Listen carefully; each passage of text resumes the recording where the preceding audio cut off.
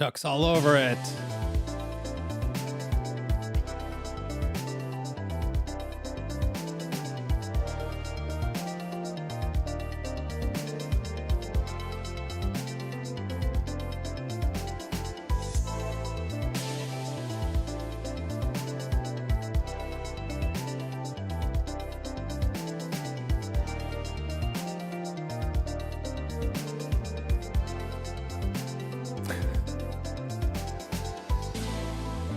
I hope you could figure it out.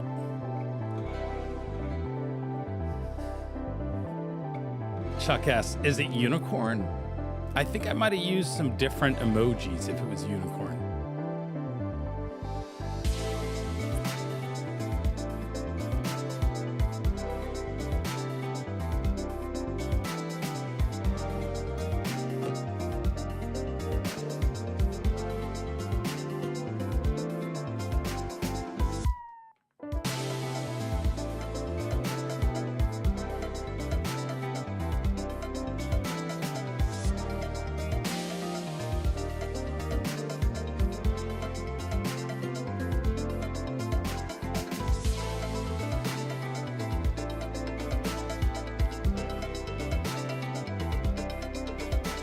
I think you might want to turn off those other live streams and pay attention and be a part of the conversation.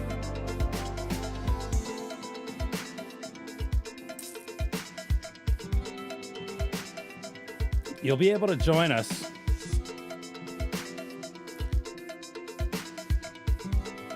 using the link in the in the chat.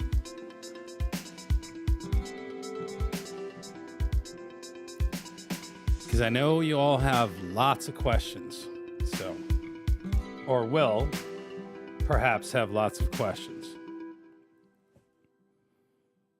Welcome. Happy Friday night. How's everybody doing? How's everyone doing? Good evening, Indigo. Welcome to the Big Friday Night Show. Good evening, Boxer Heather.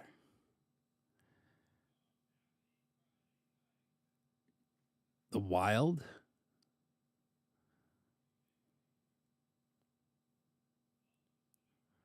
I don't get it. I don't get it, Flyer. I wish I understood that one. I really don't get it. Did anybody figure out my code? My I don't know. I gave you a little bit of a hint as to who was going to be joining me tonight.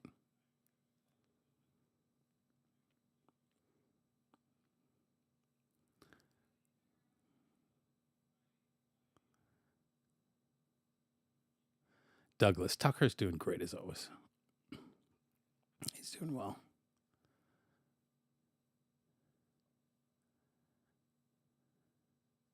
Is Otis the only one who's catching the vibe I was throwing out there? Ah, yeah. See, Peter Panda. Okay. There you go. Yeah, we got Captain Sparrow joining us tonight. We're going to pull him up here in just a minute and get him on board with us. Just hold off just a second here and do a little quick thing here. And wait for everybody to join us and get warmed up a little bit. Say hi to y'all.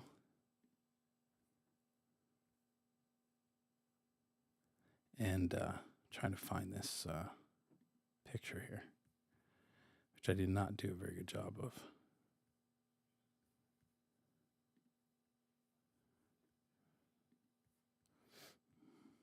So sorry. Hold tight just a second. We're gonna get Sparrow on here. Just gonna pull up something here.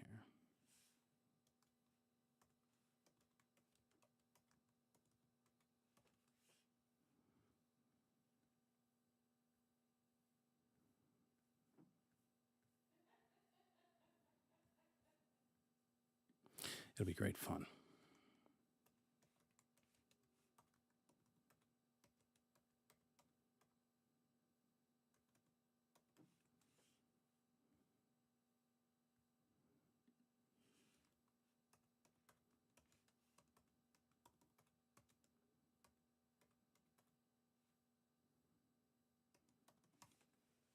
I don't know. I didn't spell that right, perhaps.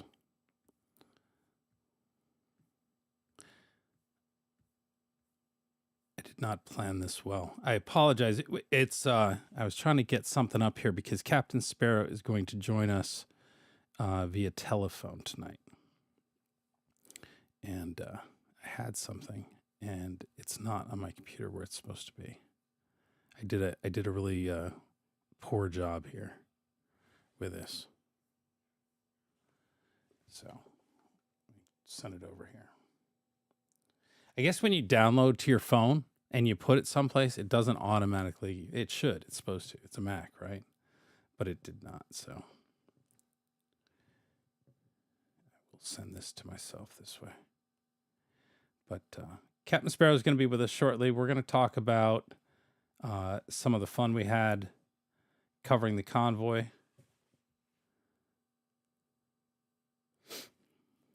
Get this image up here. And we'll be ready to go. Bringing it the latest now in the train derailment in Ohio, where controlled burn of the toxic chemicals to prevent a catastrophic explosion. That's enough of that. Okay.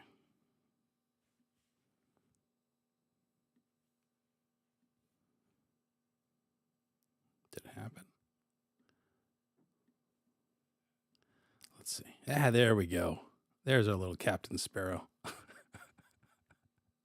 we can make him bigger too, which is kind of fun. Right the second he's just doing whatever the hell he wants to do.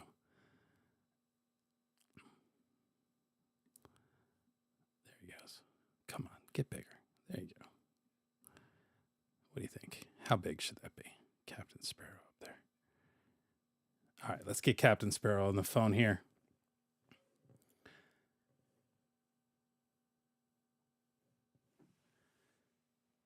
Okay.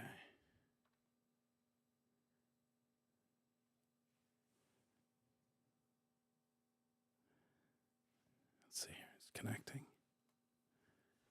It's not working. Why not? Hey, you there? Yes, I'm here. Can you hear me? Yeah, no, it's not connecting properly. Let's try it again here.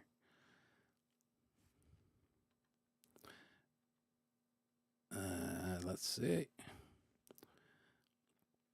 It's funny. It says it's connected to the box, the iPhone. Oh, I know why it's not doing it. Because I plugged it in. Now it'll work. Maybe. I have my fan running in the background. Can you hear that? So far, no, but give me 1 second. Let's see if you pop up here on the big box. No. Why is it not doing that? This is unfortunate.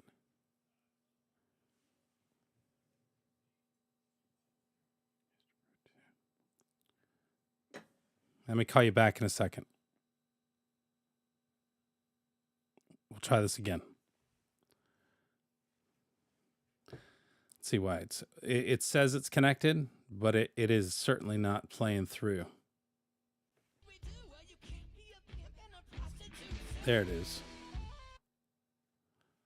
Okay, so that worked.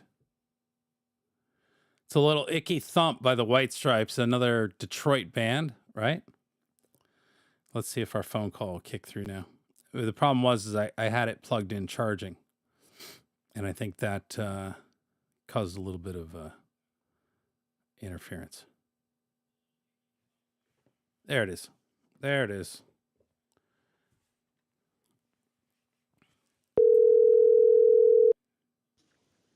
Yes. Captain Sparrow. Uh-oh. What's going on? You got the live stream playing? Do I have the live stream playing? No. I mean, I have it playing, but it's okay. muted. Okay. Now I don't hear myself. Yep. When you first answered the phone, I could hear myself in the background. But we're good. Welcome. Is it? Thank you. Thank you for having me. Have you ever been on the live stream before in this studio setup? I know you've been like in the truck with me and on the live stream in the truck, but we've never done this discussion, have we? No, I've never been on this stream to that capacity. Yeah. It might have been on accident here and there, but okay. Because I didn't think so. I know I think at some point I kind of asked if you would come chit chat with us, but it never happened. right. For various reasons, and I think this is the first time I'm ever doing an interview with like a sit down interview / call in with anyone for that matter. You've really never ever. Well, I mean, there have been times where some random, reporter on the ground will come up and try to talk to me, but Yeah. but no, this is the first time that I'm sitting down for, an extended, chit chat. Gotcha. Why do you think that they never come up and talk to you, or why do you think they come up and talk to you on the ground? Is it just something that's happened? Is that? Wait, sorry, could you repeat that question Well, one more time? you said you've had reporters come up to you on the ground. Like, what do you think sparked that you thought about that? Where did that come from? Oh, that was just this one time that in Hollywood, California, where there was an arson, and he had barricaded himself in a house and lit the house on fire, and I think this radio journalist, he wanted a sound clip, and he was just talking to me, asking me, oh, what happened, and I was like, there was smoke everywhere and whatnot. So that's the only other time that I could think of where someone came up and said, oh, can you do an interview, and well, I tend to decline such requests anyway, so Yeah. You don't really like being on camera though. No, I don't like being on camera. You're like I very much used to be. I did not like being on camera either. When did that change for you? Well, it changed for me. I guess for me it changed when people kind of demanded to see who was running the camera, and it took me time to get comfortable being in front of, because I didn't like putting the camera on me. I don't like, putting the camera on me. It's just something that we've gotten to the point where, it doesn't bother me too much. I'm still not great at it, but it's just happened. You have to be comfortable. Yeah. It's, it's not me, but I'm working on it still every day. Right. Trying to, so you sent me a text message the other day, and you're like, it's coming up on the 1-year anniversary. I was like, oh yeah, it is, isn't it? Yes. Today's the 24th.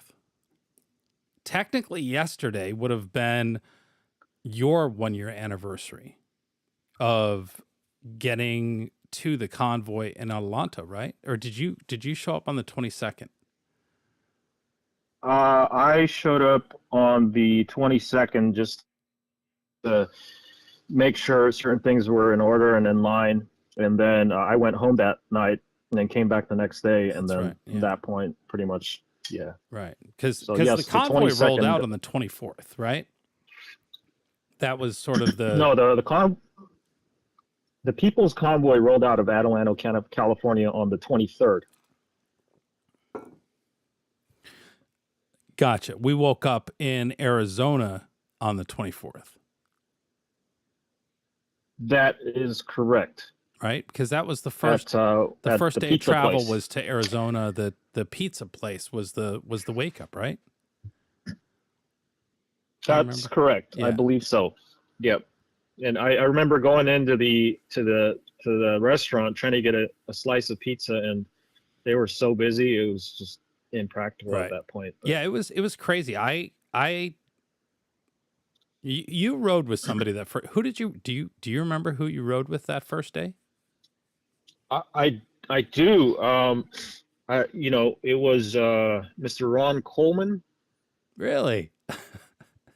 Yeah. In the big. What was what was his Wait, nickname? Was it Great Wolf or something like that? you're messing with me, right? Why am I messing with you? You you don't remember the truck and No, I remember the truck. yeah, What? Ron's Grey Wolf, right? Yeah. Yeah, No, I don't remember if it was Gray Wolf or it was Green Wolf or Black Wolf Grey or Wolf. No, it was Grey Wolf. yeah. Okay, I wasn't sure if you were messing with me or if like you were really like getting old and forgetting things. No. It's been a very long time, and a lot has happened Yeah. since then. Well, Yeah, I was gonna say it's funny because I don't remember who you rode with, and it was for me a serious question. Like I was like, I don't remember, but it's interesting that you remember riding with Grey Wolf day one, rolling out of Adelanto. Oh yeah. He was right there, um, close to the front. He was one of the first truck drivers to get to Adelanto, and start lining up on the 22nd. I remember showing up there on the 22nd, and there were, I don't know, I'm going to take a wild guess here. There were probably like 10 semi trucks there, and we were like, okay, this is interesting, right? Yeah. Um, So a yeah, third of the but trucks that he was left on very, the 23rd showed up on the 22nd. You're saying? yeah, there were very few trucks on the 22nd, if I remember correctly, Yeah. and then the 23rd there were much more that showed up. So Gotcha. Yeah. Yeah. I never saw anything on the 22nd. I showed up that morning of the 23rd to roll out that day, sort of kind of knowing from you had said, it's huge. It's really big. I think if I were to quote you saying what you said was, this is bigger than we expect or expected. right. And I was like, okay, well, that's a good sign. And, Was that the 23rd no, when I talked to you about that? well, because we had talked on the, we had talked prior, but you had gone on the 22nd. I remember I was still packing, getting ready to go. And then you're like, people are showing up out here. And then I talked to you the morning of the 23rd and you're like, it's huge. Yeah. And sure enough, when I got there, there was a lot of people pulling in, and it was busy that morning. Yep. It was. I remember, again, I was close to the front of the convoy, and I remember, I think we were sharing locations or something like that, or no, I was watching your live stream, and you were towards the back, and I think it took a very long time for you to even start moving when we were like already a mile and a half down the road. So that's how big it was already. I don't even remember what time we rolled out at Adelanto. It's funny. I haven't gone back and watched a whole lot of footage. We did a little sort of mini recap. I think maybe 6 months through, if I remember correctly. Mm-hmm. Just showed some highlights and kind of reminisced a little bit. But do you remember what like the feeling was a year ago? As far as what was the feeling? Yeah, what was the feeling? What was going on? Where what were you doing when it was like, there's this trucker convoy? What was going on that you remember? Yeah, I like, I like covering big stories, and I like to cover them as an embedded journalist. I want to see things from the inside. I want to get, you know, so to speak, intimate with the people that I'm covering with the story. Yeah. Will you tell people what some of the big stories you've covered are? Yeah, no, I started covering well, random stuff back in the days, but I remember covering my first protest in 2000 and I believe it was 2008. I had just gotten my first HD camera, and you know, used these tapes, mini DV tapes. It was HD. Oh. So excited, you know. Sony? You know, someone had bought Canon? it for me.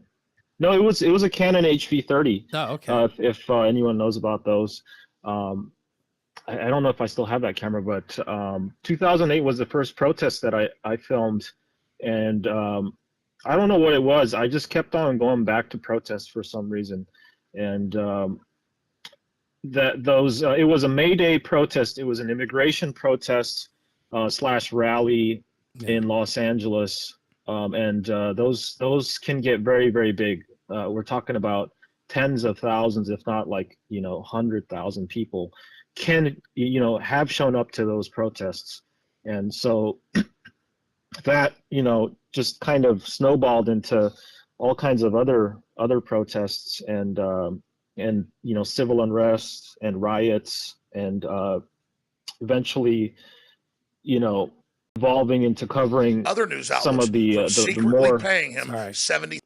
I'm gonna put some what was that? I'm gonna put some video on, but that was Alex Jones talking about Jade Nex. But I'm gonna throw some video up as Captain Sparrow's talking here. So let me Yeah.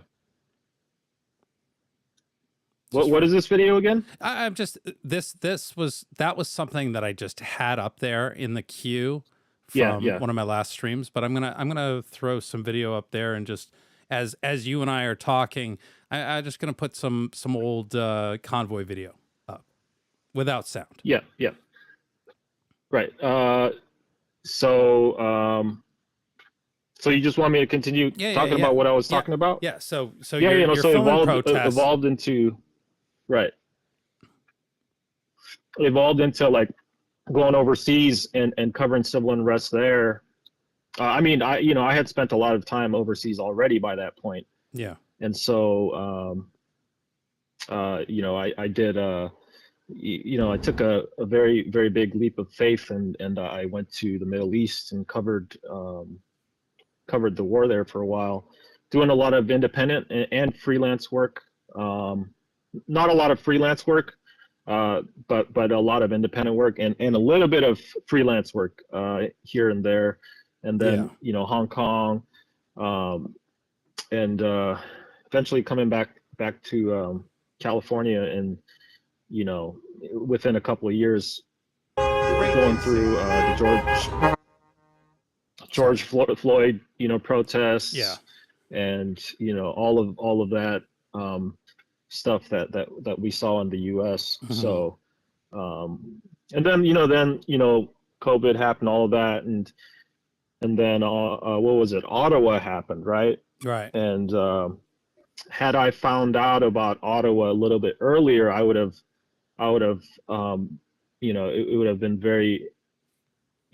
great to go up there and cover the thing from beginning to end, because that's what I like to do. Yeah.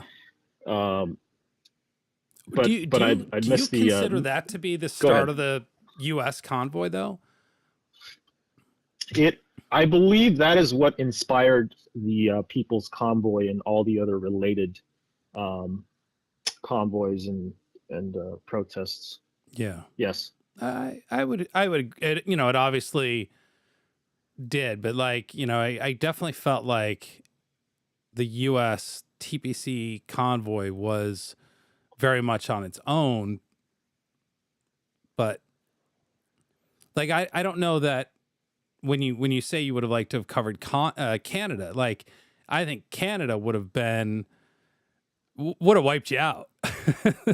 Like, I don't know how, if I had gone up to Canada and traveled east with them and live streamed that, how I could have like been like, another convoy. Yeah.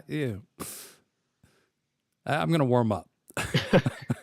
Yeah, no. It was, they were dealing with far harsher conditions than the People's Convoy. Yeah.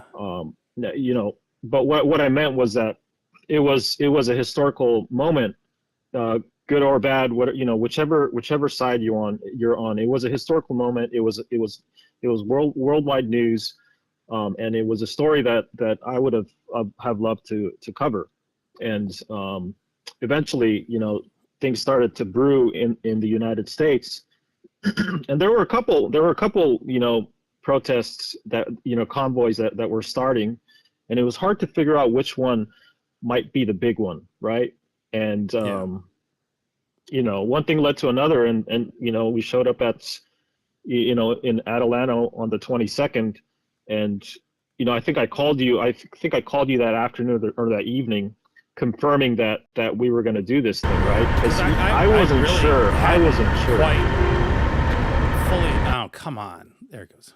It won't hold my settings. I'm so mad. Like, just leave the audio off on that channel. Oh, actually, I could just do that.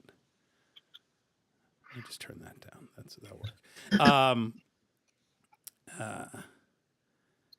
Yeah, I was sort of, I definitely remember being hesitant as to whether that was something I wanted to tackle, but yeah, it was a tough, you know, not tough. It was like, you know, sort of working out in my head what it was going to involve, knowing that, you know, it's a drive east, and who knows how long that drive east is going to be, how long it's going to take, what's going to happen, you know, when are we coming back? You know, it was a lot of unknowns. Right, a lot of questions, and like, you know, with any kind of protest, you're putting yourself at a risk, you know, kind of, not only just financially and with your time and resources, but you know, if there's opposition, you could get hurt, you could lose your camera equipment, you could you know, you could get into an accident driving down the yeah, right. We talked about the potential problems that the convoy was going to face, because, you know, I had seen it at other right-wing rallies, and we weren't sure what this was going to look like as far as what we were seeing coming out of the activists in LA at the time. Pardon. But you know, fortunately nothing came about there, because there wasn't anything that really happened on the way to Hagerstown, was there? No, I would say there was nothing, you know, that would, you know, nothing big, right? There were some incidents here and there, but there was nothing big. And another thing I wanted to mention is that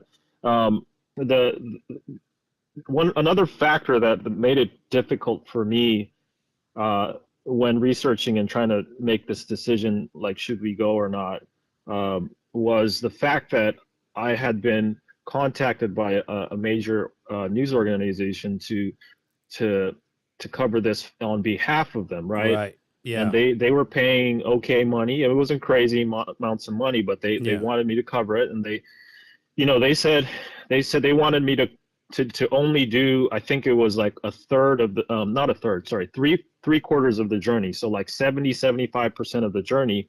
What the whole thing from California to Atlanta was 10 days, right? Right.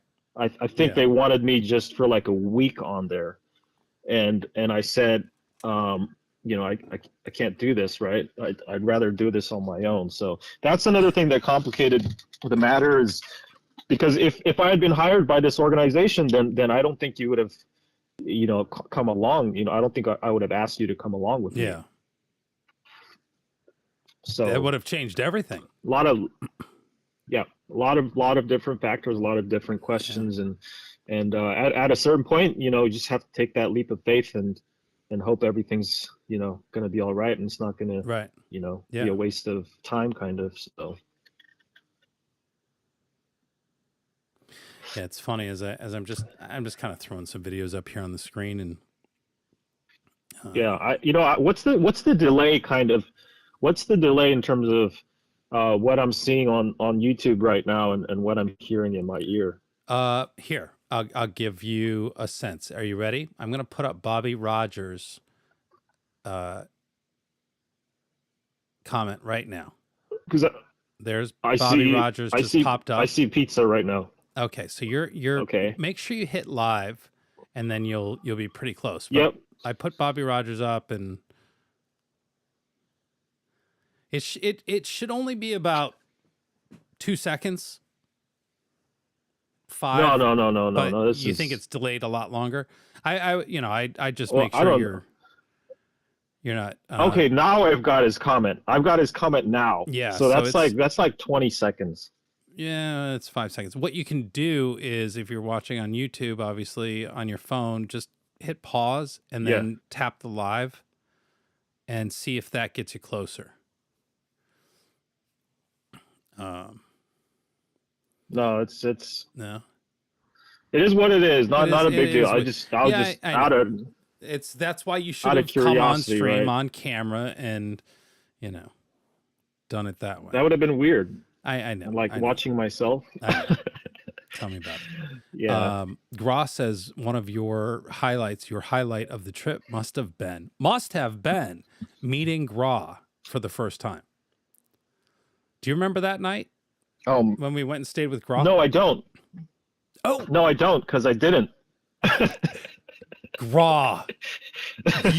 You're absolutely right. Well, no, but you would have met Gra at the next day. Yes, later. Yeah, the next day. Later down the line, yes. Well, was it the next day or the day after? He came out with a group, one of his girlfriends, or I forget. To Hagerstown, correct? No. Gra came out in one of our Oklahoma Indiana. stops.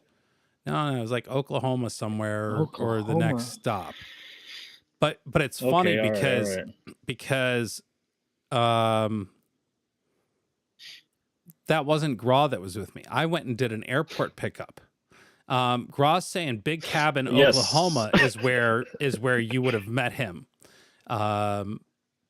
He came out to that one. So Big Cabin, that was, I kind of remember Big Cabin. I think, do I have Big Cabin on here? When would that have been? Hagerstown, that's somewhere in there. Elk City, before Elk City.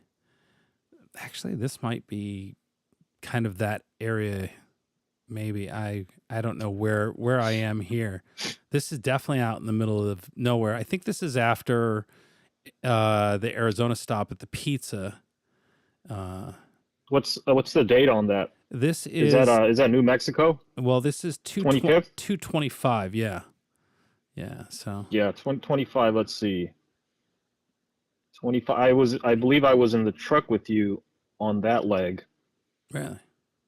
Because it was so the idea was it was going to be one of the more scenic routes. Oh, right. So I wanted some, shots of the convoy. Mm-hmm.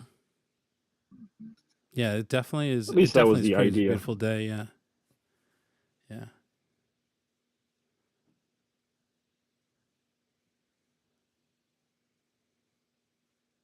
What was one of the things you remember most about being on the convoy? No matter where, back and forth, whatever. What is there some moment that really sticks with you? One of the things, I don't know if this answers your question, but I'll answer it this way is that, there were so many different kinds of people on this journey right here. From an outside point of view, it might look like everyone's just the same kind of person, but we had all kinds of different people there, And I think it felt interesting to see something like this, where all these different people were able to find something common and come together, and just embark on this journey. I think, we talk about our uncertainties, and it's kind of in our backyard. Atlanta was in our backyard, and it took an hour to drive there. Yeah, right. But for some people, yeah. Yeah, but for some people they came from the East Coast. I mean, they drove 3, 4, 5 days Right, just to get to out California. too. Yeah, that's true. Their leap of faith was like far greater than any of ours. Wait, is that people that you interviewed for the documentary? Oh yeah, some of them, they had come from probably as far east as you can get, and they were just going back home, or So, yeah, I don't know if that answers your question. It does. It does. Who's the most memorable person for you on the convoy? Who is the most? Oh my goodness, that's a tough one. Because I know you interviewed a ton of people. You rode with a lot of different drivers, right? Because I mean, you rode with me about 20% of the time. Does that feel like a right number? I mean, are we just talking TPC, or are we talking throughout the TPC?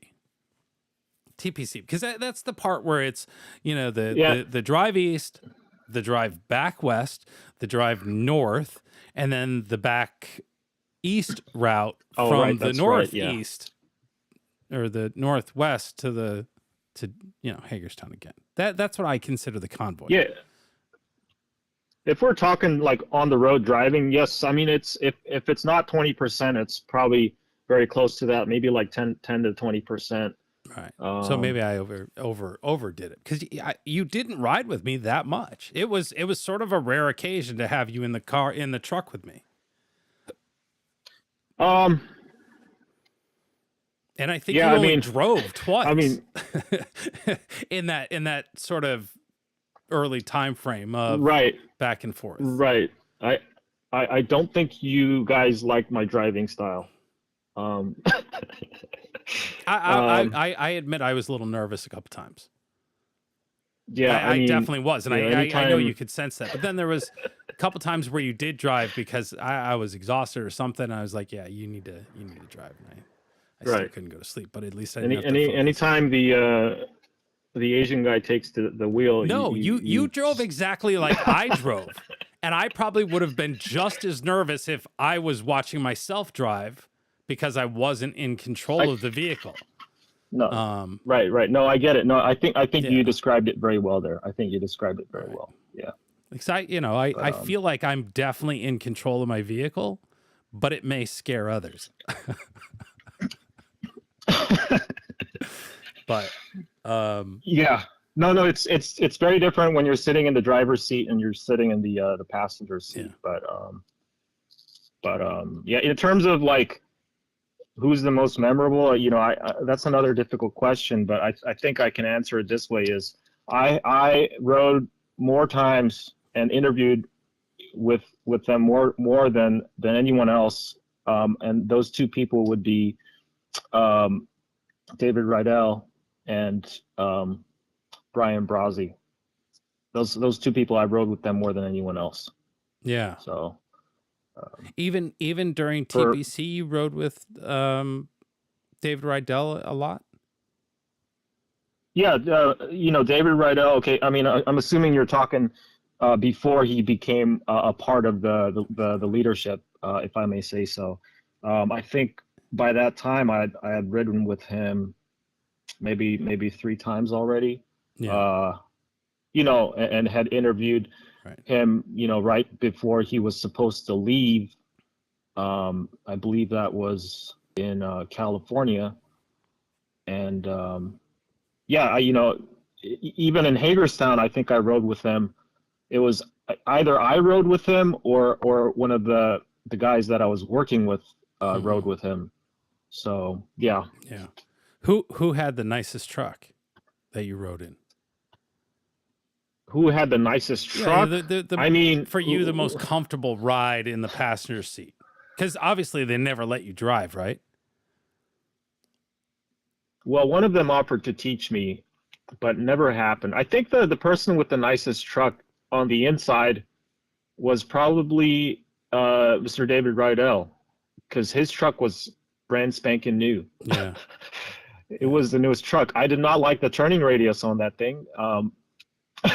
Really? Yeah, there were times where I think that truck is a little longer than some of the other ones, but we had to, reverse and go, I like multi-point turns or whatever. I don't know what you call them, but yeah. Interesting. It has nothing to do with the way he drives. Right. It's just a long, you try to go through a narrow space. Yeah. Turning radius on it. So. And that would definitely make a difference. Yeah. Who was the most unique character that you rode with during TPC? The most unique character that I rode with. Who surprised you the most? Who surprised me the most?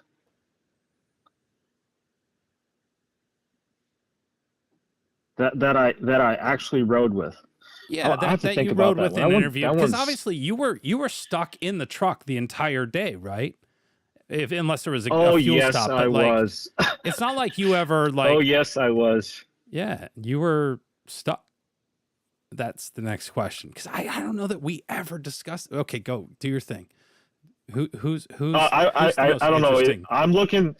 So I have my footage here, and I'm scrolling through it right now, trying to figure out who was the most interesting person. Yeah. There's gotta be somebody. There's gotta be somebody that surprised you. Oh yeah. Okay, maybe not surprised me, right? But one of the most interesting characters would have to be Rat Rod. I actually rode in the Rat Rod maybe three times. I mean, officially, and then like in the parking lot maybe another two or three times. Yeah. But I rode with them into California, and a couple other times too. I forget when. Were you interviewing him along the way while you're in the car, or was it just chaos the whole time? It was chaos, but I was. I was trying to interview him, and it's very difficult. This, I don't know how many people have seen the Rat Rod, but the thing has no windows. It has a rear window, and that thing is broken. Yeah. Yeah, there's a hole in the window so that I if I remember correctly, so the CB antenna could come through.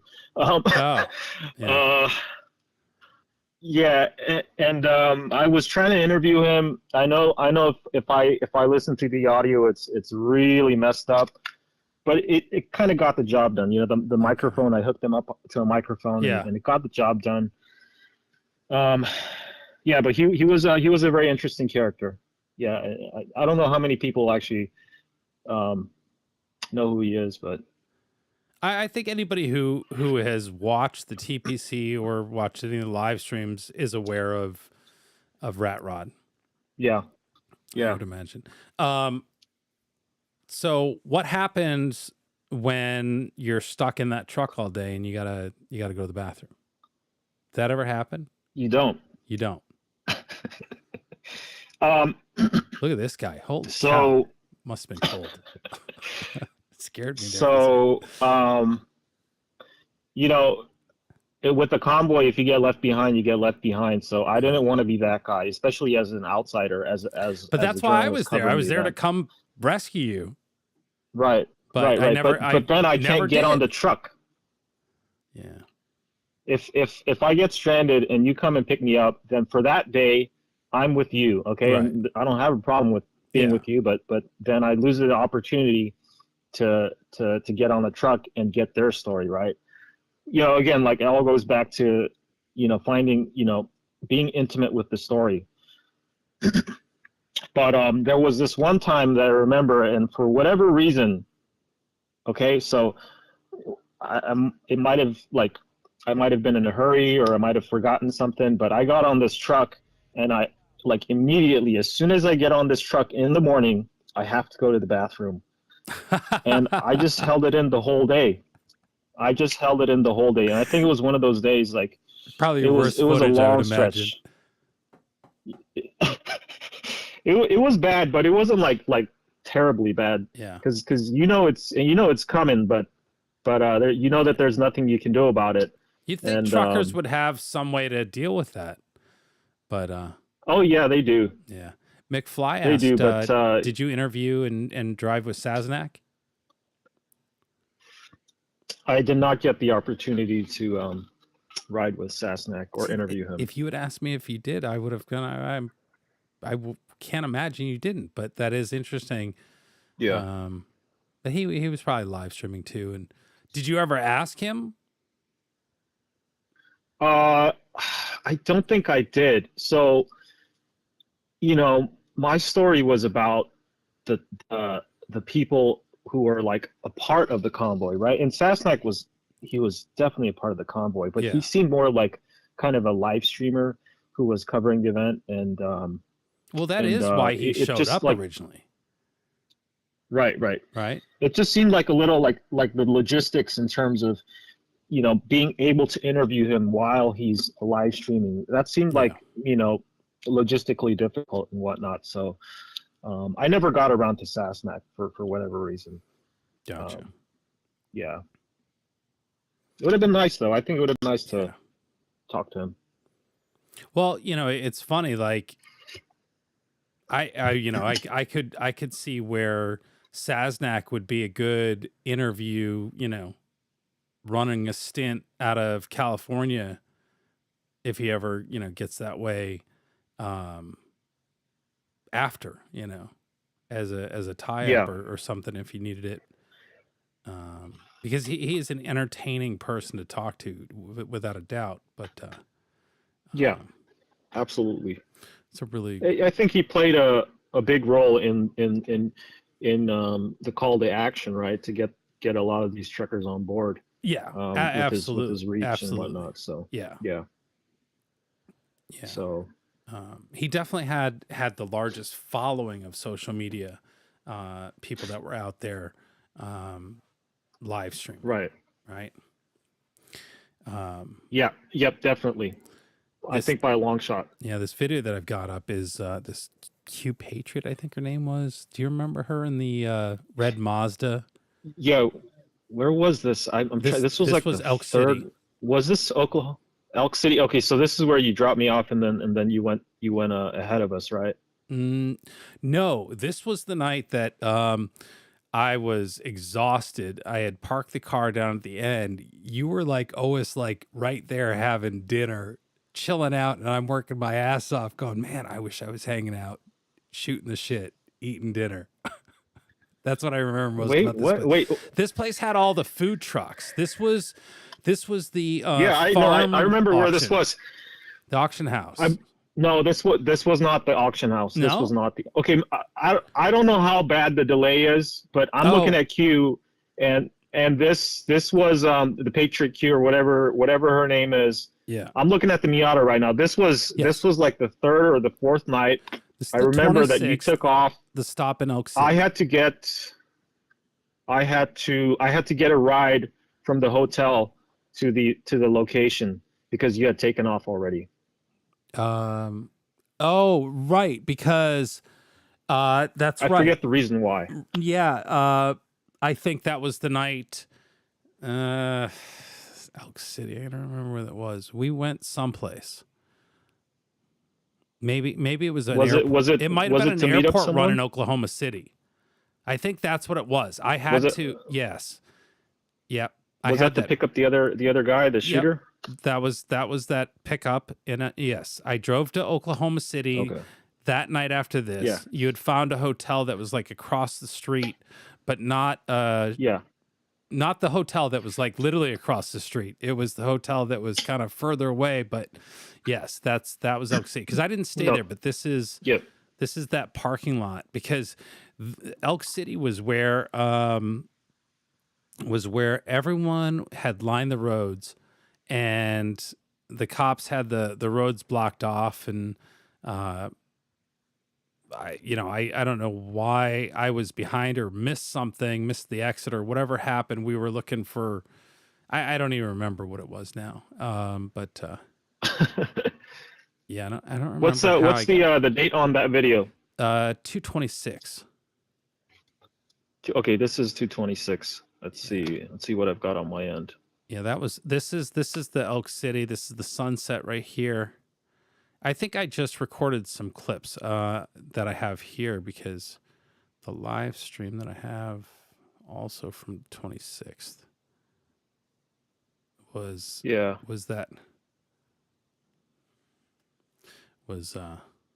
coming out and traveling. I don't have very good cataloging is the problem, but it's pretty close. Right. I mean, Katosa? well, we're talking about like hundreds of hours of footage, man. Yeah.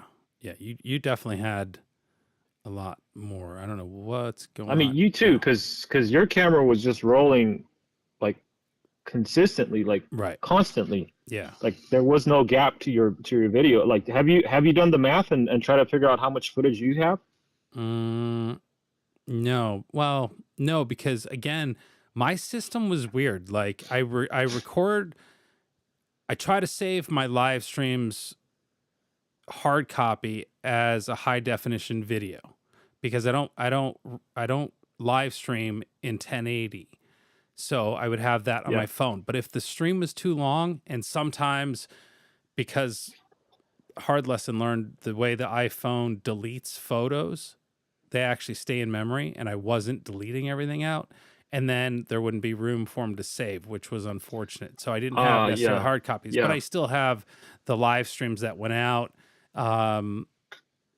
But the hard copies are what are kind of is really what we're watching is my archive of hard copy footage, and then some videos that I would shoot here and there. For some reason, I must have recorded and done something here, but yeah, there's every day that I downloaded or had footage downloaded, there's not too many gaps. And some of the live streams are 6 hours long or longer. Yeah. Usually I tried to pause and break up the day just so it would save, but this one that I've got up right now is 4 hours 4 hours long. But this was one of the massive overpasses in Oklahoma. Was that the 27th? 27th, yeah. Katosa, Catoosa. I don't remember what Katosa was like. That's a name that doesn't ring a bell, but right. What it did was wherever we started, it automatically put a name based on GPS location. So Katosa may not have been one of our main stops, but wherever I started the stream or the geotag comes up. Yeah. So I know that I think I have location tracking on my phone. Mm-hmm. So if I go to like the 27th. Oh, really? 27th of Feb. Yep. It's remembered where you've been. It shows me Elk City, Oklahoma. We left at 6:30 in the morning. Drove for I left the hotel at 6:30. Yeah. I got to the location at 6:50, and then we took off at 8. Drove for 9 hours.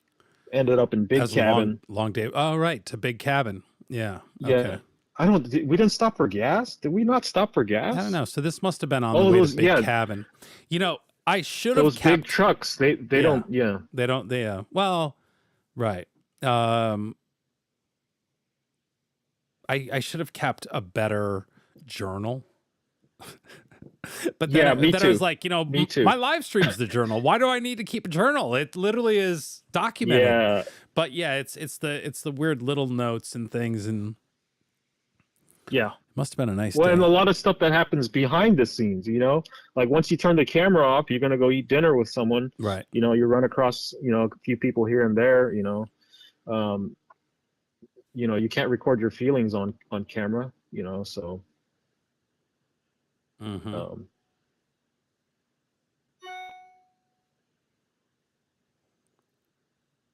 Yeah. I was just checking the comments here real quick.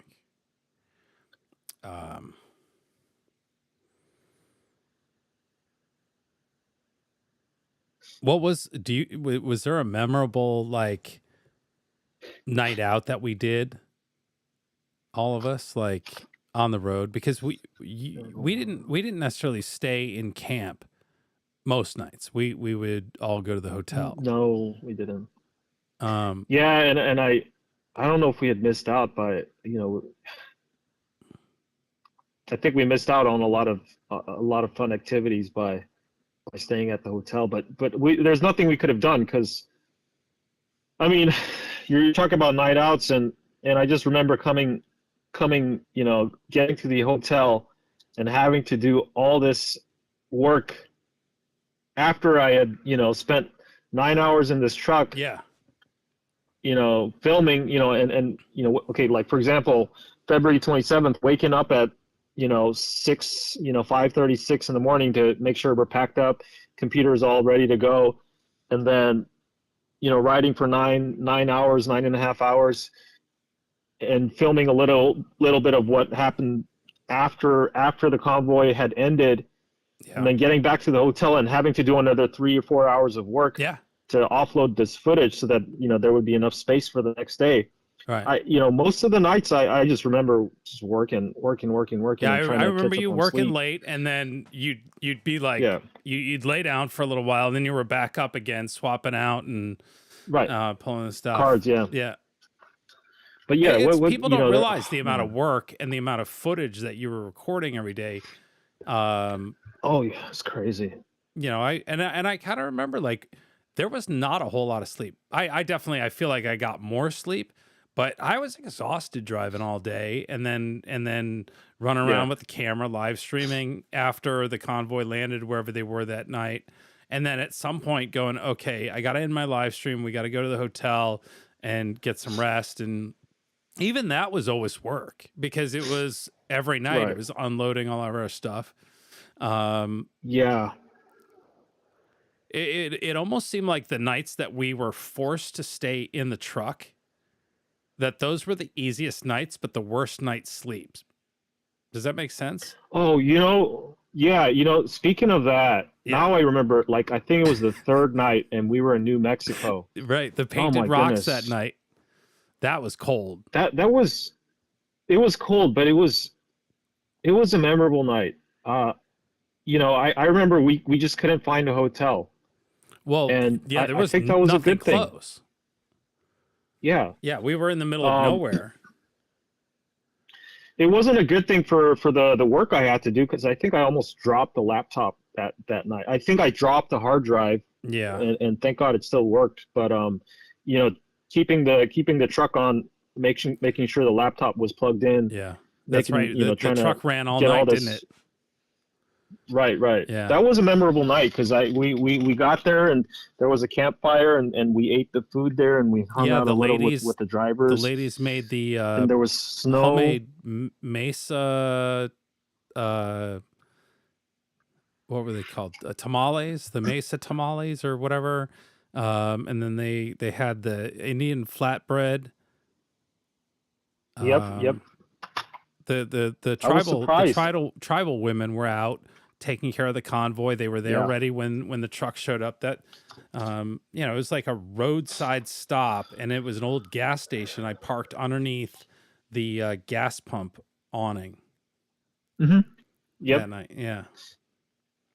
That was a memorable night. I don't know if there was another night where we had to sleep in the car, in the truck rather. On the first time over. One of the like nights where like that's it. We're sleeping in the truck. It was Arkansas on the way back west. And the awful hotel that so Captain Sparrow does this thing when we get to a hotel. He has to, and I'm sorry if I'm going to embarrass you right now, but he has to check the beds. No. He has to check under the beds. I'm like, please check mine. And looks for bed bugs because we're not doing bed bugs, is what I was told. Okay, great, perfect. What was the hotel like in Arkansas? It was do we want to say the name of the hotel? North Oh Little yeah, Rock, I'm gonna say it Arkansas. right now. Yeah, I'm gonna call it out right now. It had a colored roof. It was the red roof. Yeah, it was a red roof. Did you ever get your money back from them? I know that was a bit of I had to charge back. Yeah. Thank God for Amex. I charged it back, and they were like, "Oh, here's your money." It took me a while though, but I got my. I think it was like $45 or something like that. Yeah, right. We go in, and as soon as we walk through the lobby, but you had prepaid for the room, right? Right. Yeah, you had prepaid for the room. Yeah. And I'm like, oh, well, okay, well, let's find out. It didn't look awful from the outside, but as soon as you walked in, it smelled like weed and other things. We'll just leave it at that. It had a very strong marijuana odor in the lobby that was not like, it smelled like somebody just broke 12 bongs on the carpet. It was like, oops, sorry, my bad. It smelled that bad. Get the keys, go upstairs. You know, I would actually say it was a better hallway than the weird, not weird. I don't mean weird in a bad way. I mean incredible old Spanish hotel, wherever that was, that turned out to be like actually a really nice room, but the hallways were really old. That was California. Was that California? Yeah, that was right at the border, close to the border, right? No. I feel like that was. I'll figure out where that was. Yeah. But you were like, Chris, you're gonna really like this hotel. It's bougie, and it was old, but it was cool. It had the interior that felt like you were outside in the swimming pool, like this casita thing. We're talking about a different. We're not talking about Arkansas here. No, it was no. Arkansas was a red roof inn. Smelled like marijuana. The hotel lobby wasn't too bad. The room was it was very sterilish, but it had bed bugs. And Sparrow's like, "We're out of here." I'm like, "We're out of here. Let's go." And we had dinner with us. We had picked up food, and it was not good. And we ended up spending the night at a Flying J parking lot. Sleeping in the truck yet again. Yep. We slept in the truck a few times. But it was purely out of necessity and just like there was no place close to go. I mean, yeah. So the first time over, right, and then the first time from California to DC and from DC back, we didn't have the camper on the back. So yes, there were a couple times that we had to sleep in the truck. Yeah. Yeah, the camper we got when we rekitted back in LA before heading north to Portland or up to Washington for the rally. Washington, yeah. But yeah. Sorry. Yeah. No, I did not expect the bed bugs. I did not expect the bed bugs. No, but I was like something that you check for. I am not mad about it. I took a look and I was like, I don't see any bed bugs, but like this place seems really weird. And I looked again, and I was like, okay, I can see some hair here. I think I saw like a French fry or something. I was like, okay, and I kept on looking, and then there was this fold on the bed sheet, right?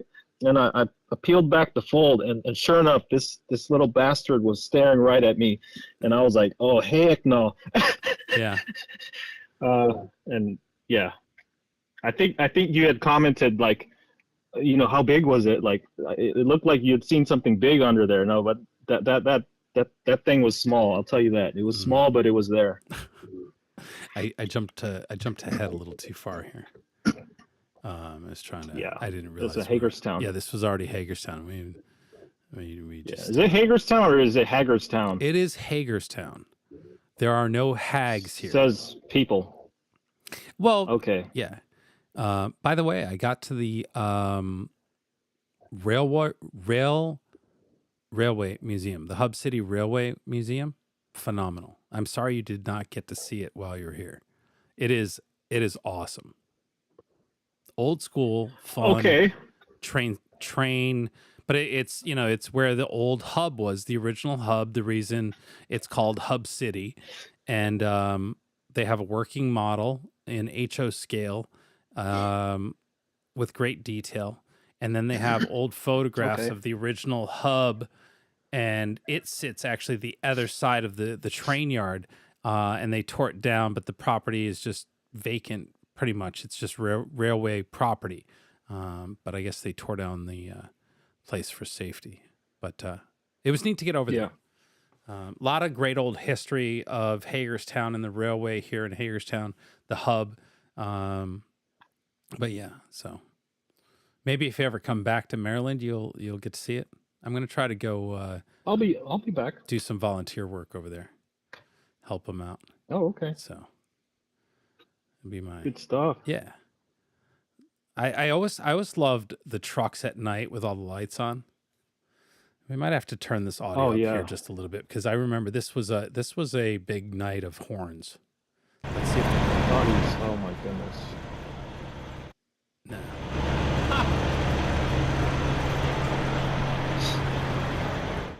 But definitely all the trucks at night going. Where was it that they did the No, that was in Elk City that they did the first full horn blow with all the trucks, corralled in the back lot. That was that night getting there. That actually might be this night. No, I don't think they would have done that at Dottie's. I think it was. We're talking about maybe Indiana. This feels like Dottie's to you. That is Dottie's. I mean, if you rewind a little bit, Dottie's is right in the background. Look right there. You see? Oh yeah, there it is. Okay. I see it. Yeah. Again, I don't know how bad the delay is, but it seemed to be. Yeah. That's right. This was Dottie's, and Dottie's was in. Is it Cuba? Cuba. Dottie's is in Missouri. Cuba, Missouri, right? Missouri. Yeah. That's right. Okay. Is that we're looking at the 28th, right? Yes, that is the 28th. Yep. Because let's see. And this is the night that we almost slept in the truck as well, right? Because someone booked a hotel room for the next month or something, or the next year. I was not happy. Oh, I was not happy. I forgot about that. That was a Prince maneuver. Yeah. Yeah. No. I had forgot. I would have forgotten about too, but someone didn't. And they keep on reminding me how angry I was that night and what I had called him. And yeah, I don't know that I got to see that. I'm kind of like remembering back, but this was one of my favorite things, going through this truck, these two trucks that were chrome in the lights, and I was like, that's all I want to do is just walk through the lights. But I kind of.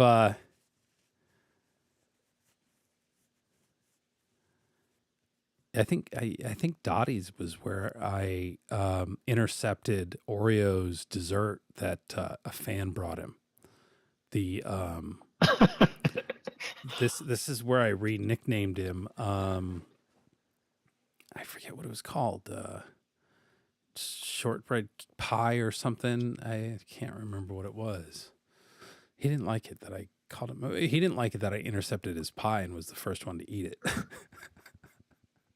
Yeah, I'm seeing the shot. I'm seeing the shot right now between the two trucks. It's a cool shot. Kind of psychedelic. Yeah, no, it's totally sick. I think is that Trucker G's? No, no, it was the white with no. Oh no, that was the black one. That was the couple out of I forget where they were. Saying Tom and Diane, or he drove this black truck here. That was a great. A really beautiful rig. Oh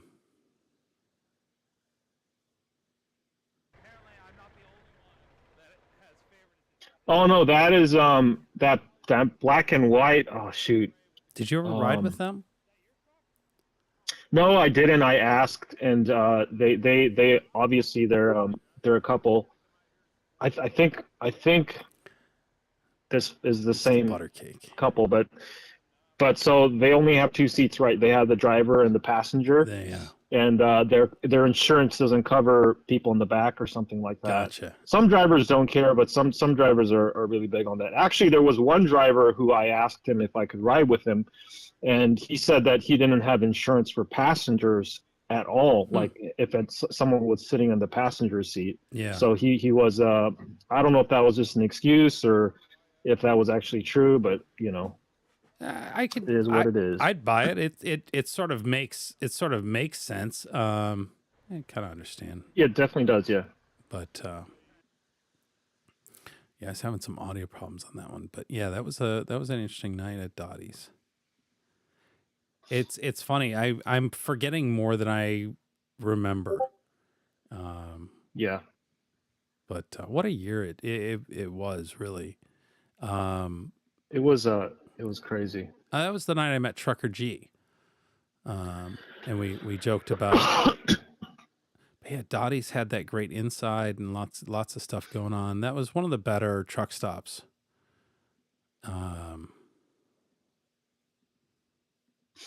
I really liked what was it, Indiana?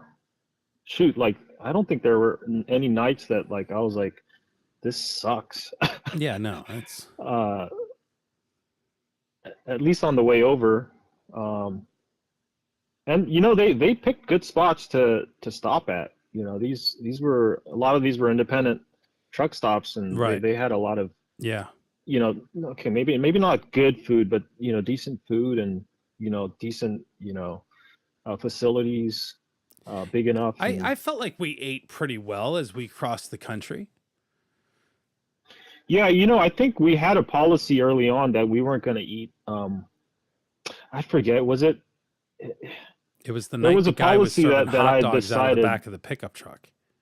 Yeah, and then we were concerned about food poisoning and whatnot. Mm-hmm. Yeah. But that was another thing. Like we didn't know if there was going to be food on this thing. We had packed a bunch of snacks, and we were thinking we were just going to eat out every night or something like that. But we had granola bars. We had, I think we had beef jerky. We had water right in the back. I finally learned at some point to have a sandwich ready to go for midday and have my my snack ready, because I knew I wouldn't be stopping. Yeah. And sort of when we did get a stop, it was sort of a luxury, but it was still busy during those stops because I know I was getting out and running around and live streaming but yeah, I can't tell where we're at on this. That looks like Ohio. Ohio. Because Ohio was like a big turnout. I remember, what did they say? Like the convoy was like 7 miles long or so? It was. That was it was crazy numbers. Yeah, that was Oklahoma or Nebraska State Patrol that had done the flyover. Yeah. And the backup was 7 miles long or whatever, the number was. And, it was crazy. Really it was just, there was so much traffic that, it wasn't an actual convoy, but it was definitely, a jam. And, but they definitely like touting the numbers from the State Patrol that day. Yeah. Because it sounded good. It definitely sounded, and it was a busy. That was the busiest day. That was the hardest day to, if you needed to move through the convoy, it was really difficult. There was so much backup. Packed. Yeah. So many layers, The field full of flying spiders in California didn't look too good. What was that? XC70 says that field full of flying spiders in California didn't look too good. I don't remember the. Is that like a recent news thing, or are we talking about convoy stuff? I don't know. I assume they were talking about the convoy, but I don't remember when that was. Field How's your spoon collection, Barbara? flying? Asked. How's my spoon collection? Yes. I don't think I've added much to it since I got back. See, Barbara picks up on the little details. I can tell she's paying attention, or she's a spoon collector herself, and held on to that moment, because I think the spoon collection came up at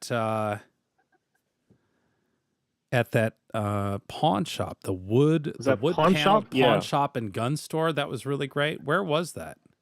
Do you remember?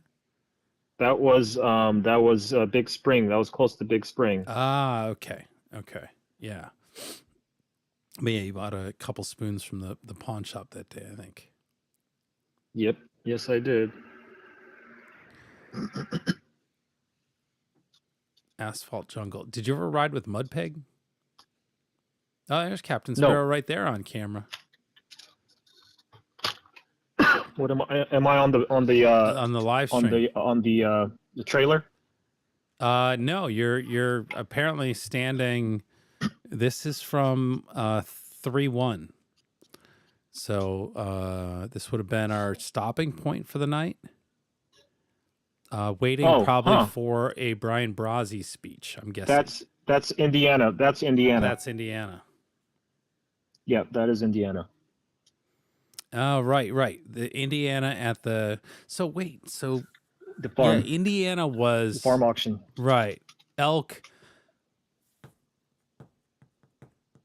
Right. Yeah. Elk was... What was that building? Which building? Elk City. Wait, or was Elk City? Indiana... You're talking about couple days before this. Yeah, so Indiana was the farm auction, right? But Elk City's stop was another industrial building, wasn't it?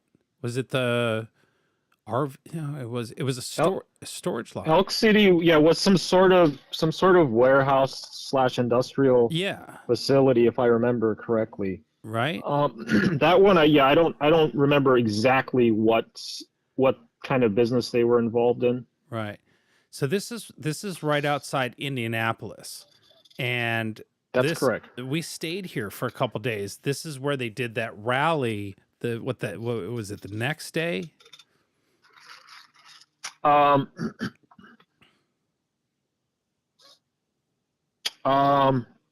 shoot, that's a good question. You're looking at 03. Oh yes.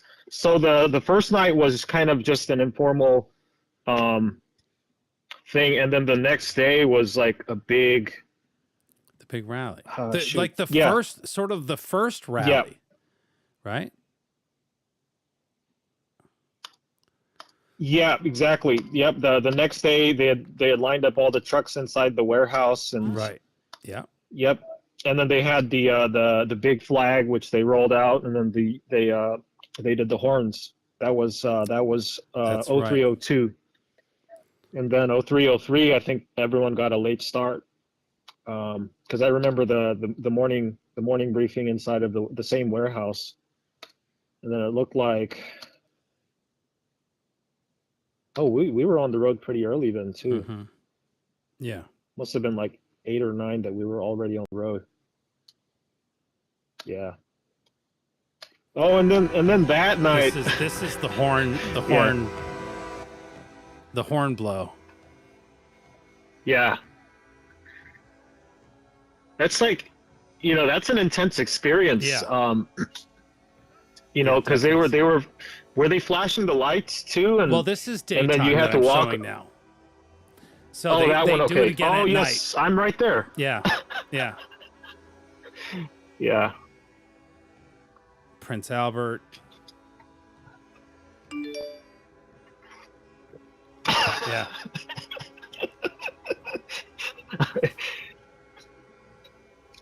It brings back a lot of memories. A lot of memories. Remember the guy in the yellow jacket from Channel 5 News? What's his name? Yeah. That was the day they showed up doing their mini doc, their segment on the truckers. Yeah. And Yeah.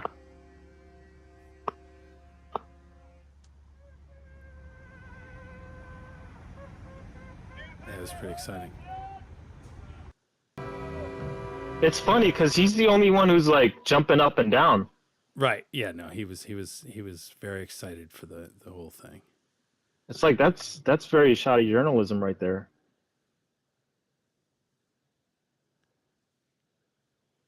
Yeah. He's. I don't know that I'd you know, he does a very different type of journalism.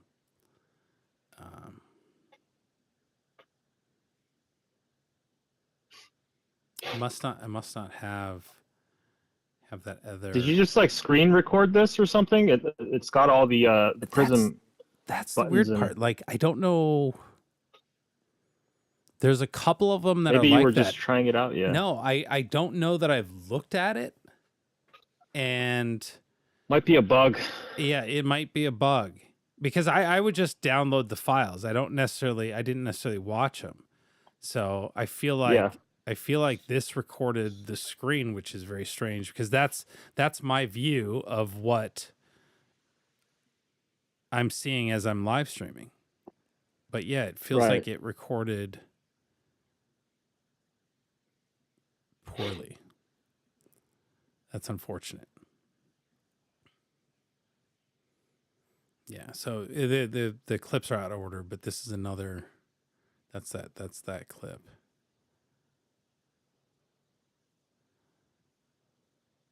This was that. I guess I don't have the rally or the night of the rally. Oh, that was getting emergency brakes done. That was a save right there. I guess these the brakes. The brakes, yeah.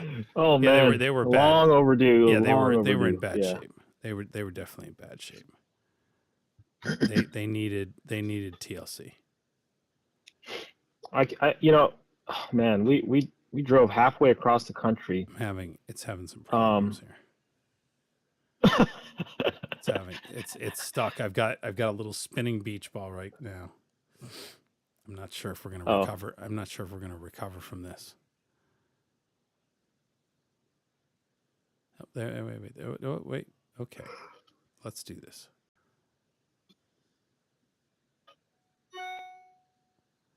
Let's see here. I'm trying to find just something else to put up, but okay. Whew. There was a panic moment there. I'm sorry. You were saying we were right. The brakes. Yeah, we kind of like got to the point where we really didn't have much of a choice but to get the brakes done, the front brakes done. It was not. They were not working well. Well, you know, it's surprising because we had some other issues. Thanks with for the reminder, Wayne. as well. I appreciate it. Captain Sparrow brought it up as well earlier. Yes. Yeah. Wayne's not going to let me forget goes the. To yeah, you know, it goes to it goes to show the reliability of the Toyota. Yeah, the, sure does. Toyota and the V6, but yeah. Yet it still passes smog somehow. It still managed to. I do not know how that's even possible because it only has to. Yeah, I hear you. It's still running. Yeah, that's so it's something. It's very very impressive. Yeah. This is video. We're already at Hagerstown, which is I did not realize happening so quickly there. But it's dated from the 4th, March 4th, Hagerstown. So this must have been the first day. I guess in this drive, I don't have the entry or the getting into Hagerstown. I guess I don't have on this drive. That looks like it's pretty early in the day too. Yeah. Oh, you must have gotten there early. Oh, you think this is actually pulling in that day? No, this is only 18 minutes. Because I got there very early. I remember getting there very early. If let's see what time I got there. So this is the first day, isn't it? Yeah, we got to the speedway at 7, like 7:30. Because I think they wanted to get us a few things like in order, and they were meeting up with some of the like it was the meeting point for I think 2 or 3 different convoys that had started at different points in the country. So.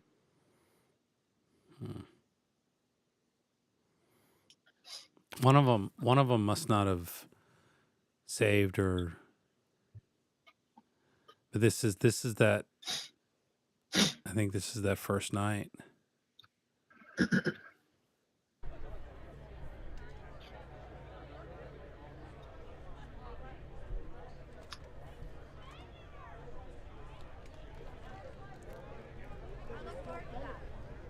Yeah, and it was, it was kind of like a festival kind of atmosphere for the next couple nights there, right? Yeah. Oh, yeah. It was definitely busy.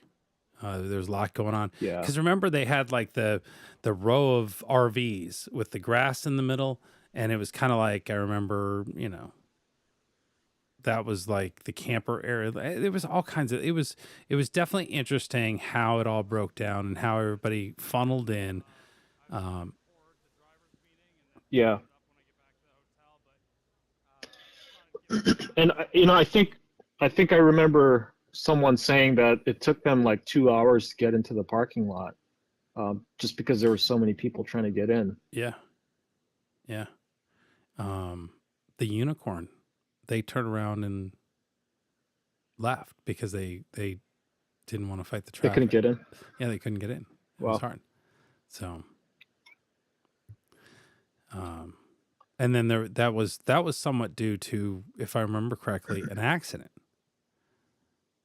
Wasn't that first night there was an accident that kind of slowed everybody coming in and made it take extra long out on dual highway? There was some sort of accident, and I'm like, what's a dual highway? Well, I know what dual highway is, but I didn't know, like I had no reference to where dual highway was, but it kind of made sense once now that we live here. I live here and sort of understand the area, how that would happen. But yeah, it was. Do you have an absolutely most memorable moment covering, the year of Convoy, or the 6 months? 6 months of covering Convoy? I guess it really was kind of 6 months long. That now has started a year ago. Oh shoot, man! I don't have like a single. That would be a tough one. Do I have a single most memorable moment? Oh no, I don't. I really don't.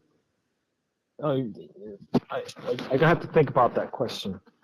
We'll circle back on that one. Okay.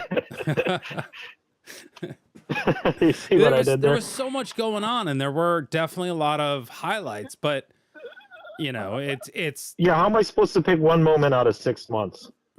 Right. You go on a week-long vacation, you go, oh yeah, I loved water skiing, I loved whatever that was, but like 6 months, you go, okay, I get it. Would you do it again? Oh yeah, I would do it again. Yeah, 100%. I mean, yeah, no, that's my answer. Yes, there's no ifs or buts. Yeah. Like, would I, if there was, if we had rewound my life a year ago, would I have done it again? Yes, I would have. Knowing what I know now, I would have definitely done it. Yeah.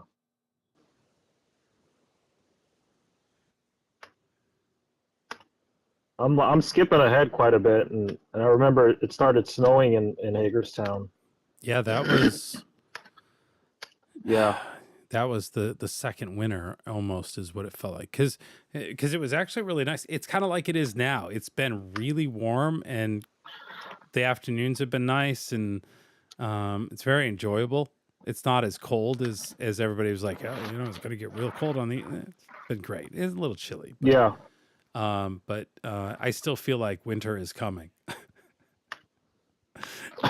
we're still due winter. I feel like it could happen at any minute, but Yeah. yeah, it might be that March snow that comes in, and we really haven't had any snow. We really haven't this Christmas or this It might take winter. you by surprise. I think it's going to. Yeah. I was just looking here to see what other.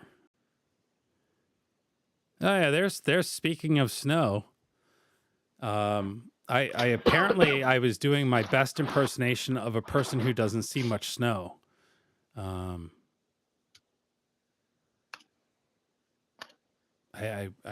don't know what I was doing here.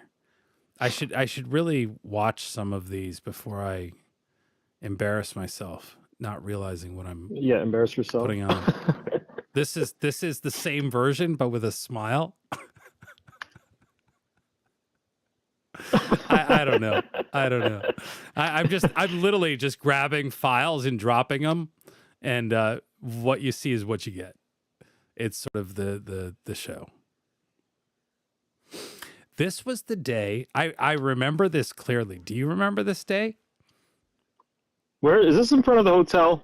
No, not anymore. Well, once you catch up, you'll realize we're back. We're back in the truck in the center of the parking lot at the Speedway, and the snow's coming down. And remember, the volunteers were hand delivering. Yep. On the radio, they were calling out who wants food, and people would, Do you mind know how much snow we're supposed to get today? Yeah. 36 inches. Yeah, and if you what day is this? This is March 12th. 12th, yeah. You've March been watching 12, your footage, haven't you? I'm watching it right now. I'm trying to sync up what you're watching and what I'm watching here. It's March 12th. I actually filmed inside the kitchen that day while they were preparing breakfast and right. Yeah. And it was snowing, so they decided to bring the breakfast out to the drivers like they did in Ottawa. That's their words. And so that was, it's a beautiful scene on camera. Just with the snow coming down and people walking around, and if any of you guys watch the documentary when it gets done, I mean, this scene will definitely, I'm gonna make sure it gets in there because it's a visually very, very, very cool scene. So, I shot a lot live of streamed footage from that the day. comfort of the warm truck that day. I was like, okay, nobody else is getting out. We're gonna drive around and we're gonna entertain everybody, showing them what's going on from the comfort of the warm truck. And actually, that's the day that I met Rad Rod. and remember his windows are just there are no side windows, so it was just snowing right into his truck. That's right. That is right.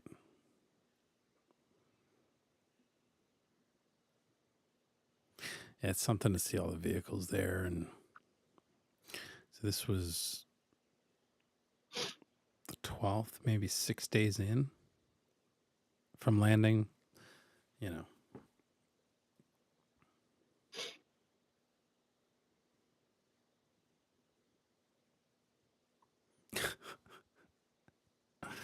Diane with the trips to Uranus. And then we had barbecue that day. That's right. That's right. Yeah, everybody all spread out.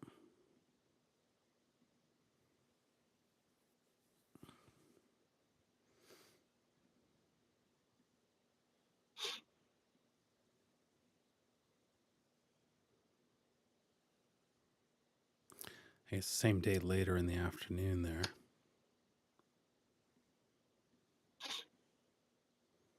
There's some warmer weather. And then it was gone. It was like sunny again. Yep. A day later Yep. on the 13th. You can see a little bit of snow on the dashboard, and it's all, you know, it's beautiful. More rally stuff and speeches, and a lot of looking at people on trailers talking. That's for sure. I wonder, I would be curious to know how much of your footage is people standing on stages talking.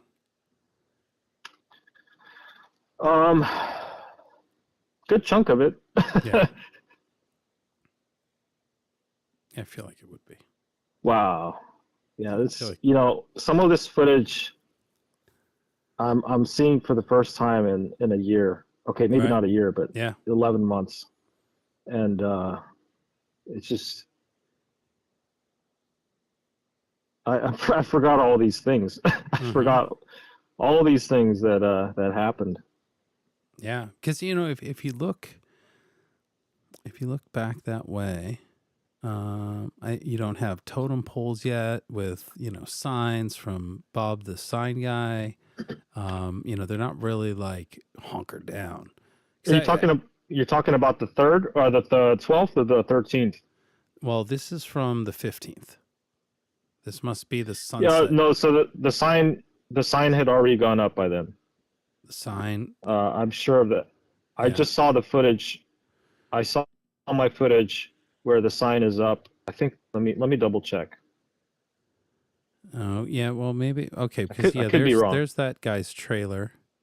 Oh no. The sign would be right here. I was looking in the wrong spot. The sign would be on this corner here. To the right. I just saw the sign. I saw my footage of the sign just a second ago. Oh, look, I was showing our dinner. I think this might have been the dinner that you missed.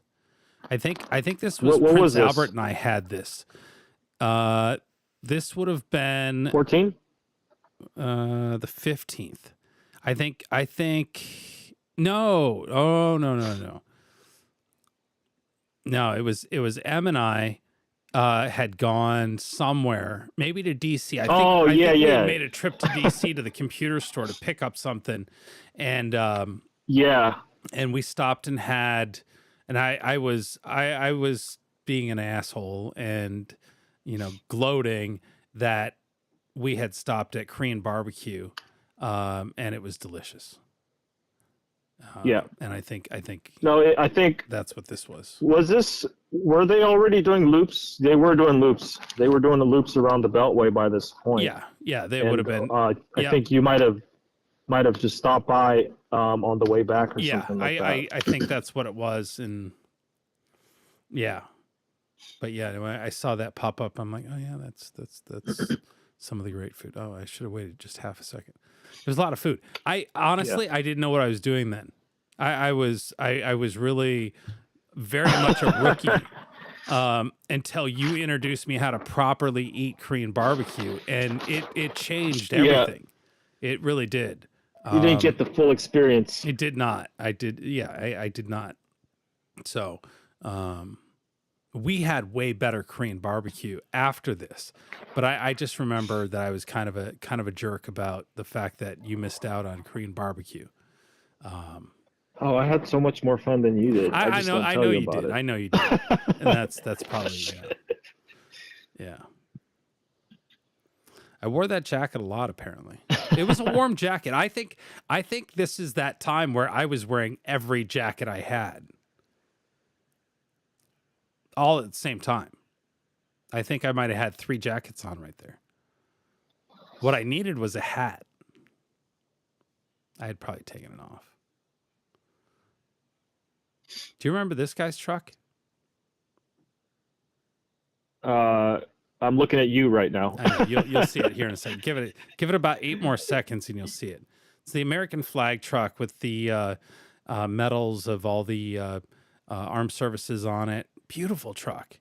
I was supposed to talk to the guy and never seemed to connect. He was never around, and apparently had an amazing story. Hopefully you were able to capture his amazing story, but I missed it.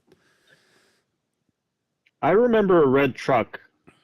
I don't think it was this guy though. I think this guy took off in the next couple days after this footage was shot. I don't think he stuck around for very long. Yeah, he wasn't. Yeah, I don't know what he was doing, traveling, where he was, but yeah. Bonnie Patrick said, "What about 007?" I totally forgot about 007. Interesting, really interesting character. 007. Driving the BMW. Yeah, he was definitely a character within sort of the logistics of the convoy. You worked on this truck, Eric. Do you remember his name, the driver of this truck? Do you know his story, Eric? I don't. I never got to hear it, and I'm disappointed that I didn't. Oh, we have Eric in the chat? Eric the mechanic is in the chat. Oh, wow. He stops in occasionally. Okay, all right. He said the Ford was Butch. Yeah.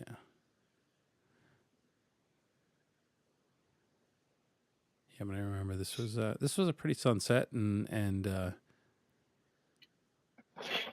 trying to make some nice shots.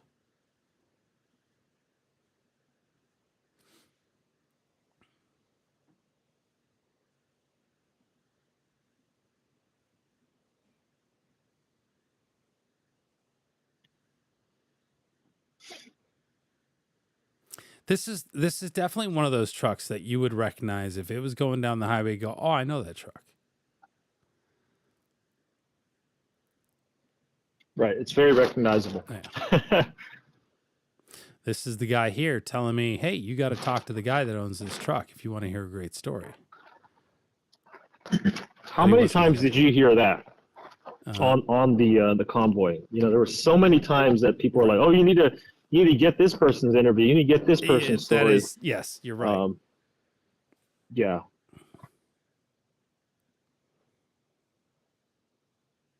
But there were a lot of people there, and everybody had their story. Right.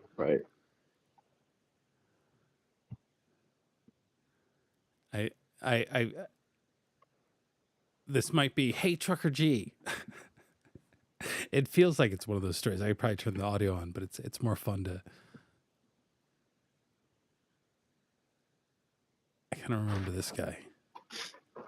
So many characters.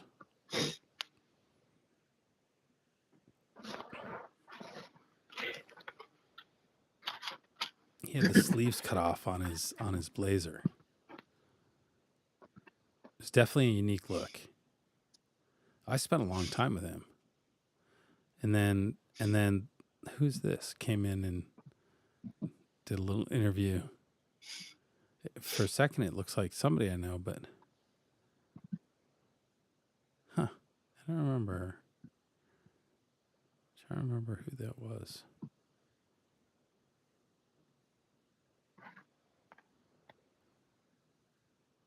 It's funny to think about it now. I almost feel like I've forgotten more about the convoy than I remember. Especially when I see things that don't like ring bells. It's like I do.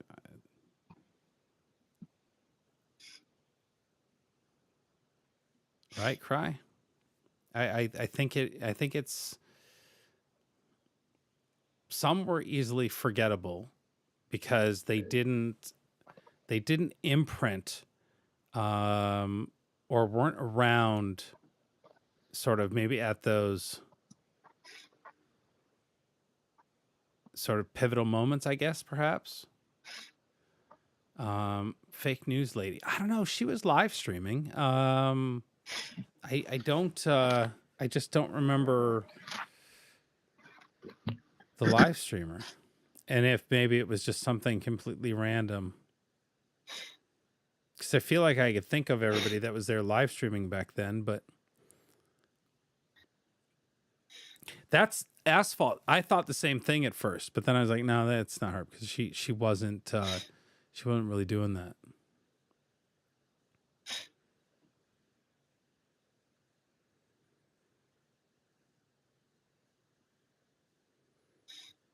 Sign of old age and cognitive. I have that excuse. Captain Sparrow does not have that excuse at all.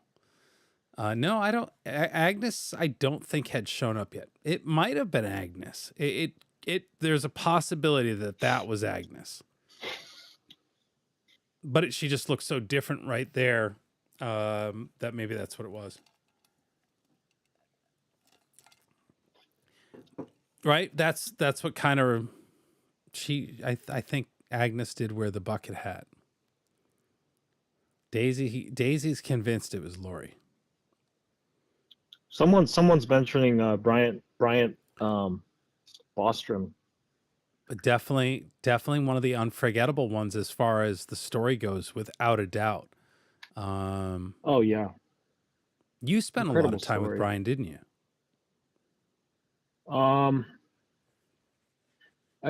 I'm not sure, if it would be a lot of time, but I think I rode with him.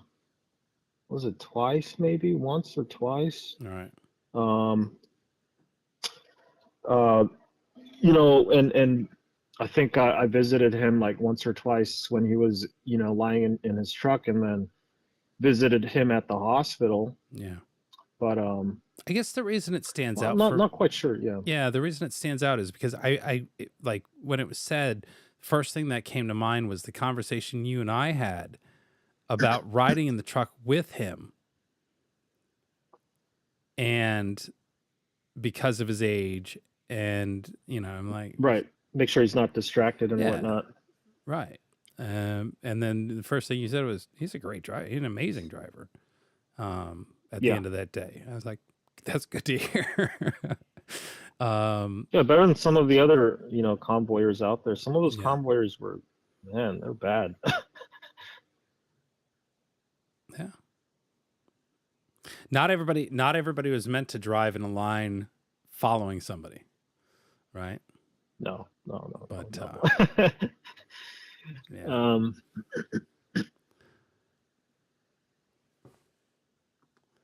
Here you go. There's Tuck. I got all the other stuff going on there. Oh, we tried. What haven't we covered? I'm like, oh, we haven't covered a lot, man. yeah. We're just in March. We're not even 1 month in. We're like, yeah, no, I know. Yeah, I'm obviously not going to get through all the video, but I was thinking like, yeah, for you and I, like the things that sort of happened, and for us, kind of behind the convoy,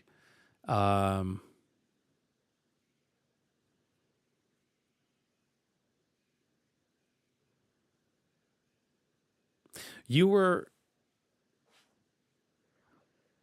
I was trying to think. I like some of the biggest days were DC days, as far as most kind of exciting days. The first day that the group of trucks drove into DC, do you remember? And they were stopped by someone on a bicycle near the mall, and parked for a little while next to all the food trucks, and DC Metro was trying to get the trucks rolling, but some child on a bicycle with a whistle kept getting out in front of them every time they went to move. Do you remember that day? I don't think that's the first time they made it into DC. Well, no, it wasn't the first time, but it was sort of like the most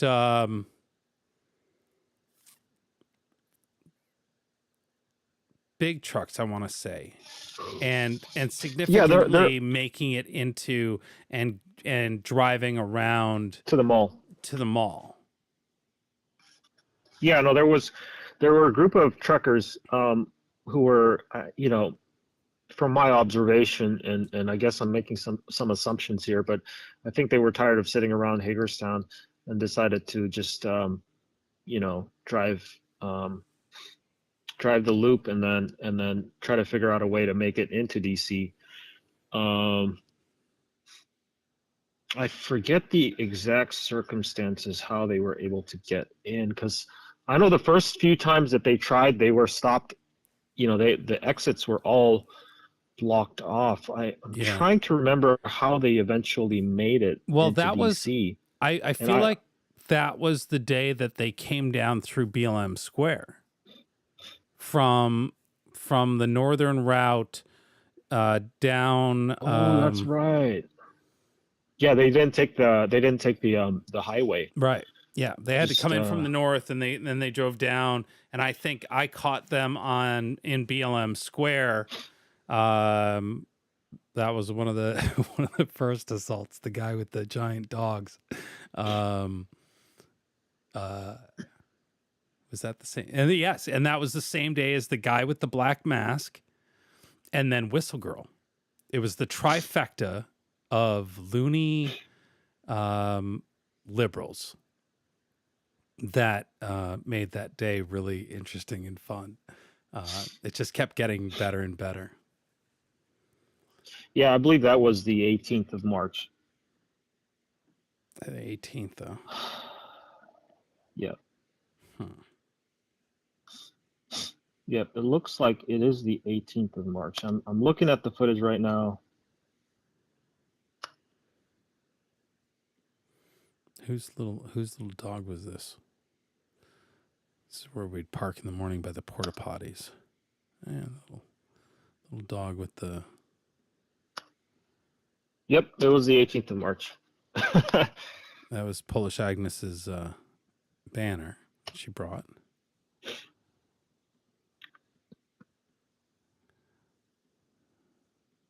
Yeah, I think this might have been the day here.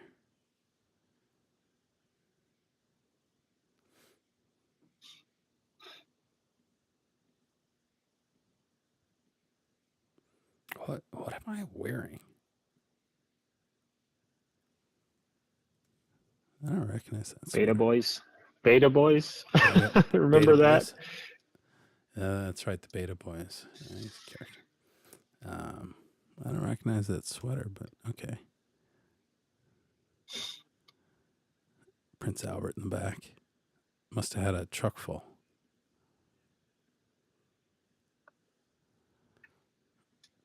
Yeah, maybe that would have been the video. But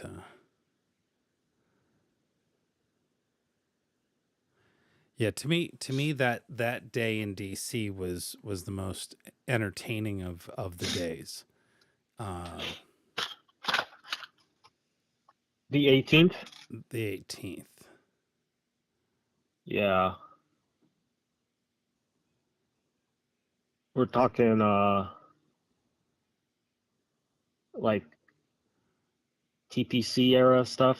Oh, yeah. Or like all in all? No, well, all in all. Well, okay, that's a challenging way to put it. Yeah. TPC. Definitely TPC. the craziest day by far was Santa's arrest. That was the most unexpected and unusual. Yeah. Hey. Well, that was the first day. Go ahead. Well, yeah, that was the first day. Yes, driving in the middle of the night into DC to avoid, having the roadblocks put up and whatnot. As you would say, sort of sneaking in, right? Yeah. But the arrest was definitely weird. Have you heard the latest story or the latest rumor? This one's good. You ready? Apparently, Oh, sure. I'm a Fed and I was in on Santa's arrest.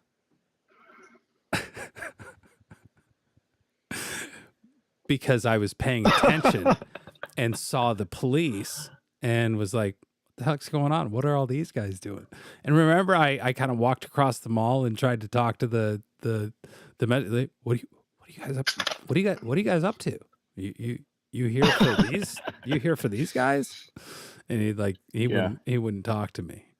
I came back and go, something's going on, and that's when the arrest of Santa happened.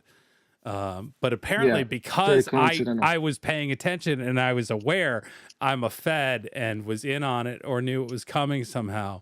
But yeah, that was my favorite. That was the latest revelation in the last week or so. That claim was put out. I won't say by who, but yeah, it's interesting that they're still like trying to analyze that footage and yeah, like come up with theories, I guess. Right. Seems very odd. It was a lot of police officers to arrest David Rydell. Without a doubt, it was, I believe, very, very strange. But I think again they did it. One of the things I heard from one of the officers was they were concerned about how people were going to react. So I kind of get that, you know. Right. But this is not. I don't know. Could have gone either way. Better be safe than sorry. Bazooka theory. But there was a lot of cops, SWAT teams. What day was that? Do you remember? I wonder if I have that story here. That was July. Was that July? Shoot. Yeah, it was in mid-July, I believe, if I remember correctly. Well, it was July 6th. Let's see here. No. 7th. Maybe. Let's see here.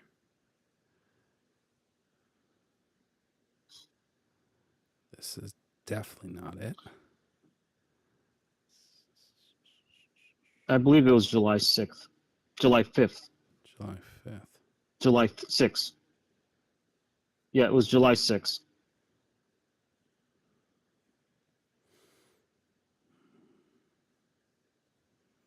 It's a 1 hour stream. That's not it.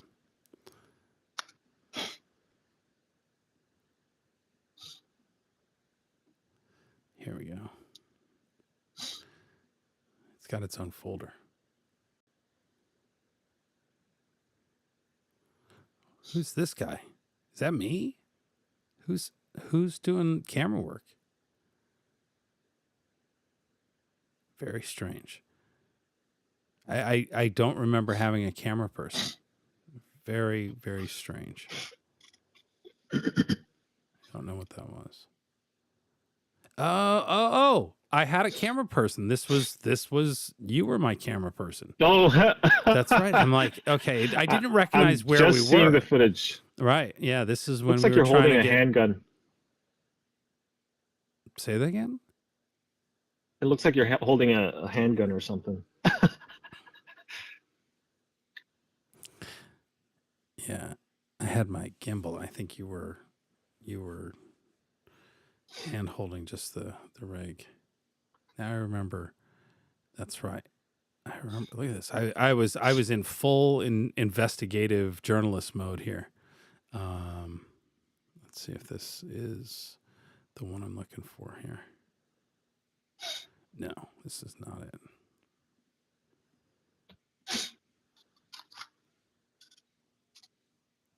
These are all short clips. I wonder why. I don't remember why.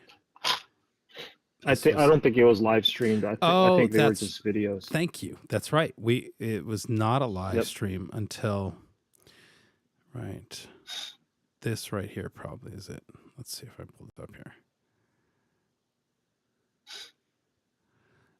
I know it started sort of abruptly. Oh, this is on the mall. This is out on the mall. Let's see here. Now this is after. This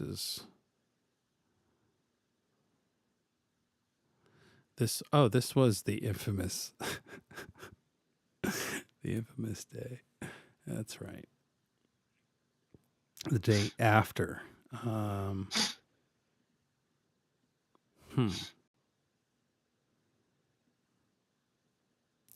So do I not have this? Oh, this is this should be. This is another day. Yeah. So that was the 7-6 Bunker Hill, Markham. So,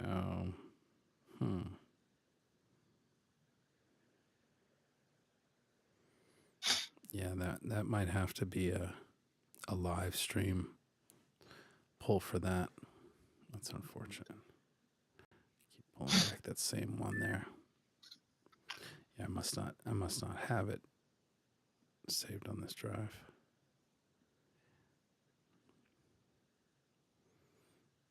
It's a crapshoot sometimes as to what manages to get saved and what doesn't, unfortunately.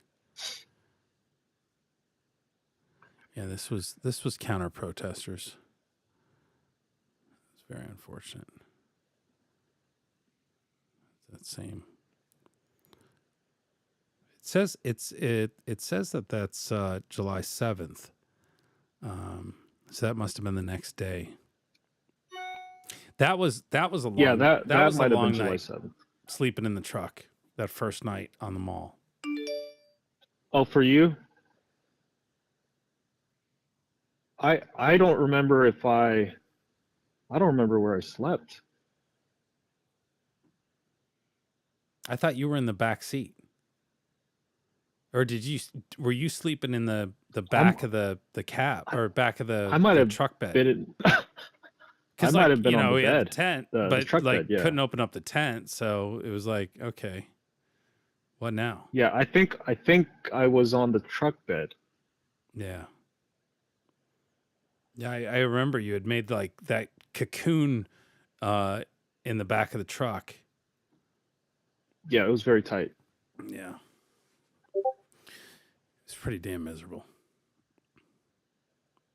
No, that was some of the worst sleeping conditions. Really just,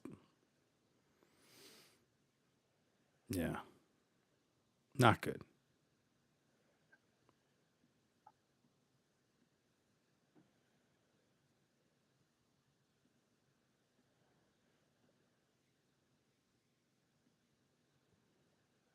That was the night Santa got released from jail. He came back after his short stint in the pokey. Let's see here.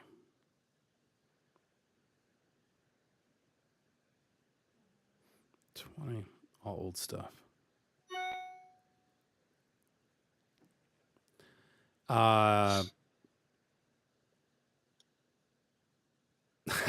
Zach Patrizio, my buddy. That's funny, Peter. That's funny. Yeah, Zach is one of my biggest fans. He got, I'm sort of disappointed because I know he was watching the streams and I know he was using the live stream for his journalism pieces, his fictional journalism pieces. But he never really did give a proper thank you. It would have been kind, right? But that's funny. He doesn't tweet as much anymore. He's not very vocal. Well, he ran out of things to talk about. Trump's no longer president. Convoy's not going on anymore. He's been like, what do I do? He's the Tweedledum without the Tweedledee, if you know what I'm saying. You should go take a look at that tweet. Yeah. I'm gonna give me a little break here. If you want me to come back on, I do need to go to the men's room. Okay. Let's take 5. Everybody go check your tweets, your Twitters, and we'll come back with a little more discussion with Captain Sparrow. Everybody chill out, get a cocktail, a fresh cocktail, and we'll be back in 10 minutes. And I'll call you back when we come back on.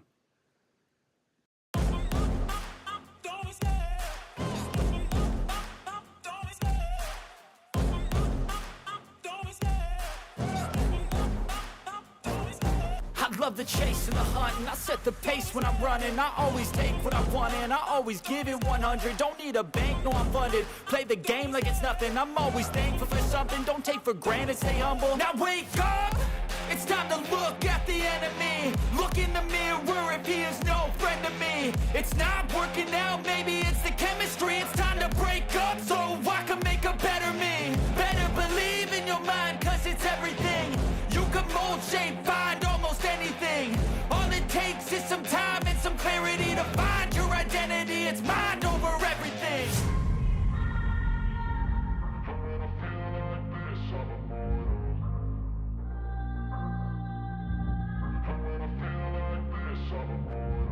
And when I feel like this, I'm immortal. When I feel like this, I'm immortal. When I feel like this, I'm immortal. When I feel like this, I'm immortal. Don't be scared. Just give me up. Don't be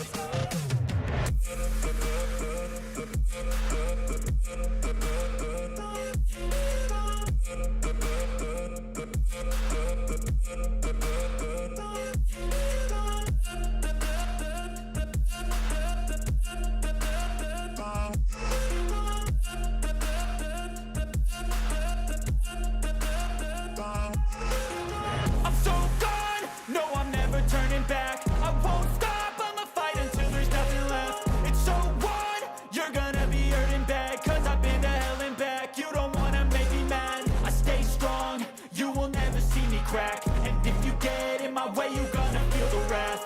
Gotta say it to my face while he's looking back. Mirror breaks after math, when I hate, I attack.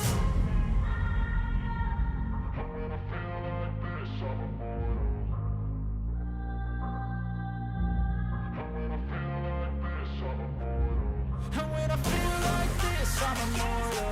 When I feel like this, I'm immortal. When I feel like this, I'm immortal. When I feel like this, I'm immortal. Don't be scared. Just give me up. Don't be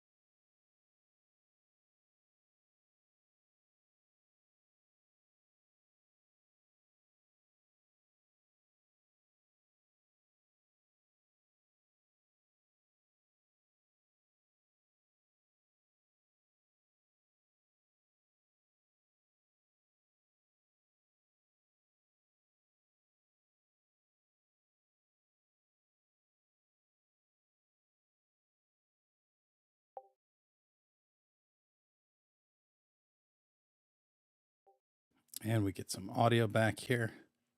Ah, Marie, thank you so very much for the super chat. I appreciate the support. I'm glad you're enjoying it. It's definitely something I've been wanting to do for a while, and I know a lot of you have asked. About Captain Sparrow and wanting to hear from him. So I wanted to definitely get him on. But let's get him back.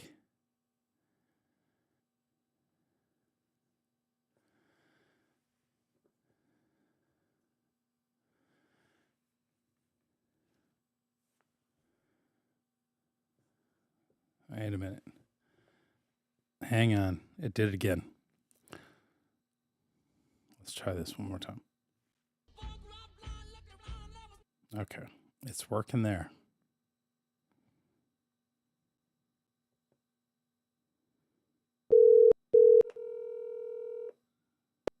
There it is.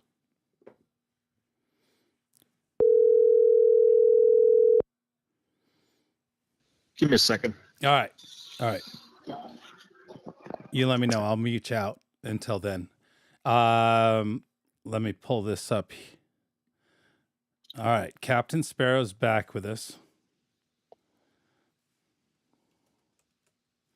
Let me pull this up real quick.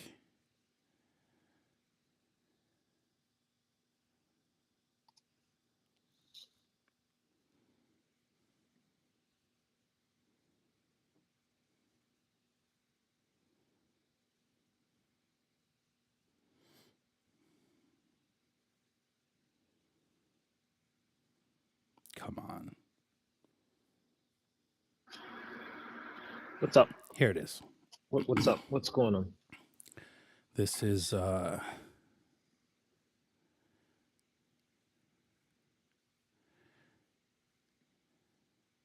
what we were talking about before we took a 5. Let's see, this should be in here. This is Zach Patrizio. Let's see if we can find this here.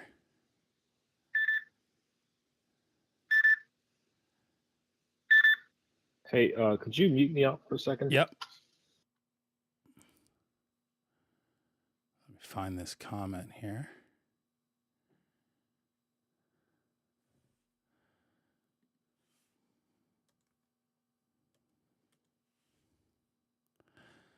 Yeah.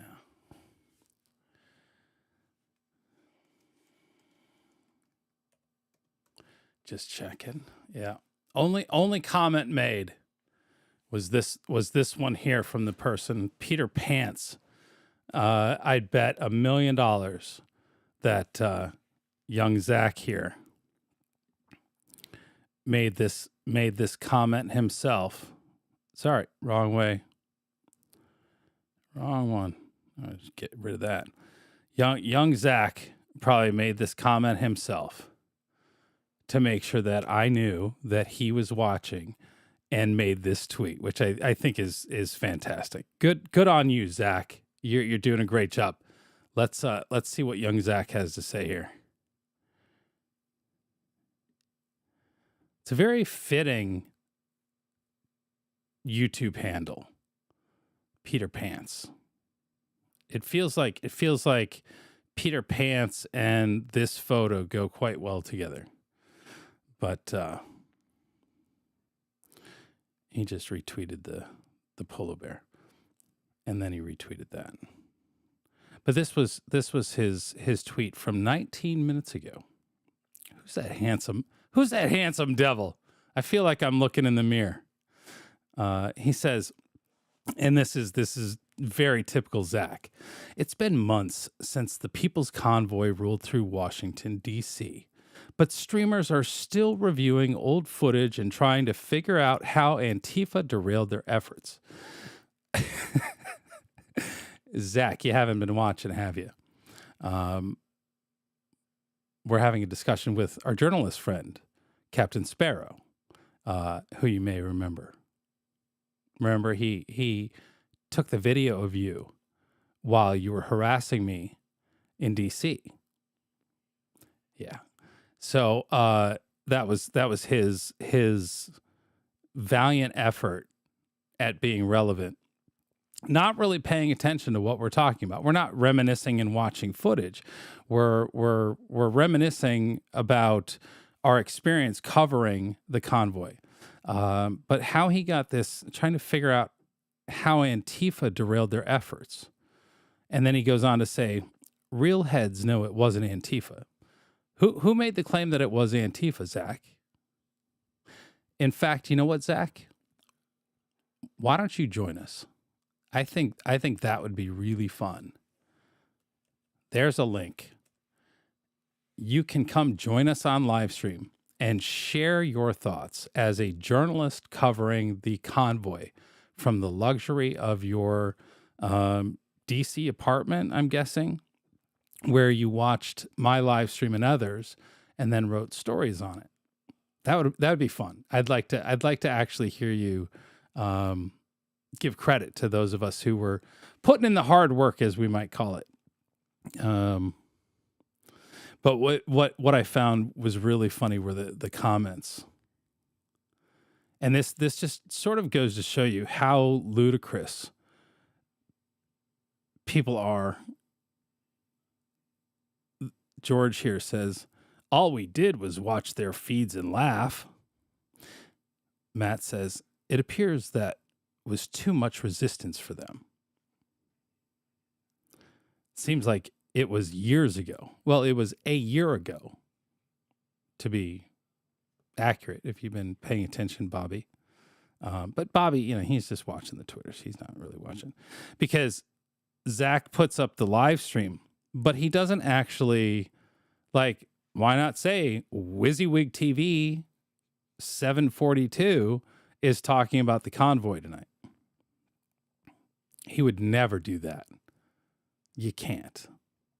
Once he did. In one of his Daily Beast articles, he actually had to admit and credit because, I caught something that he wasn't able to, cover any other way.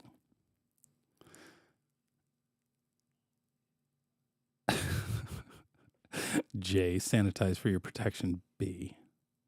Pretty fun. And then here's a great. They just love her, don't they?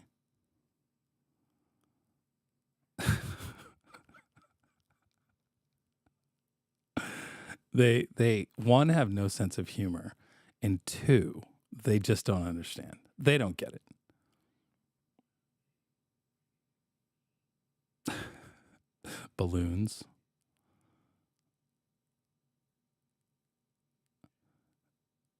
Thep here says, by Antifa, they mean a handful of Twitch and Tweeter users, LOL.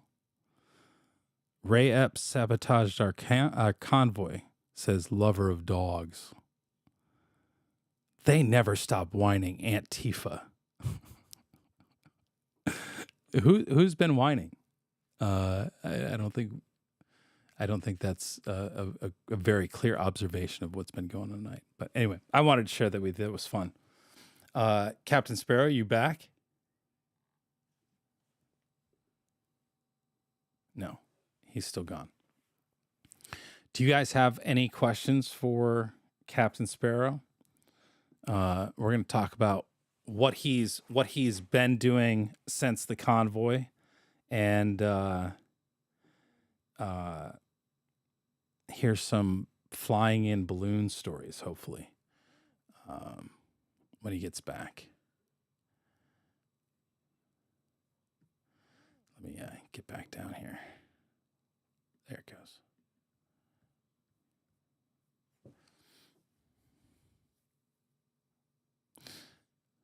Oh, TV. It's absolutely hysterical. It's great comedy. And yes, he is fake news. Absolutely. Zach had a very interesting take on the convoy and what was happening. Captain Picard. It's funny. He's the only captain I haven't met or worked with. Yeah, I think Picard's the only one. And I wasn't even a huge fan, but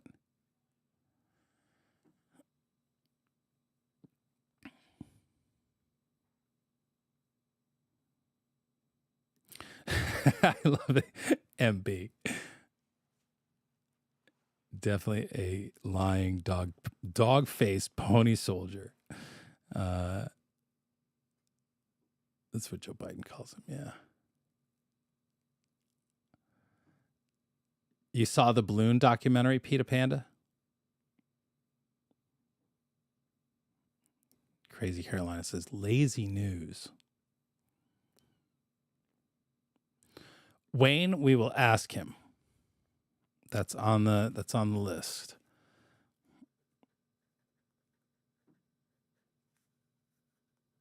It's noted. Documentary of photos available yet? What he doesn't take photos. Well, I lie. He does take photos, but not what he was doing.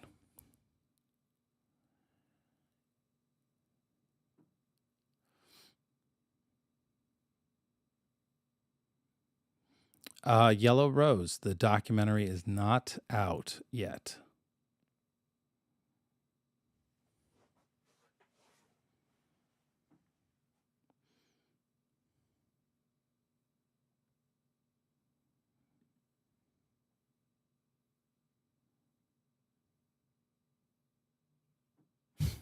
Everybody's been unbanned. So welcome back, Doctor. I hope you're enjoying the evening.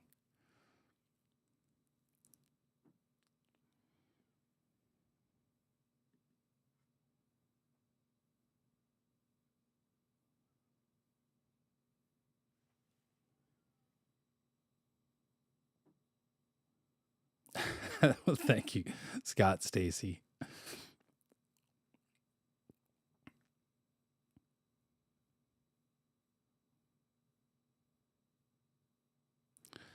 I don't know. That's a good question.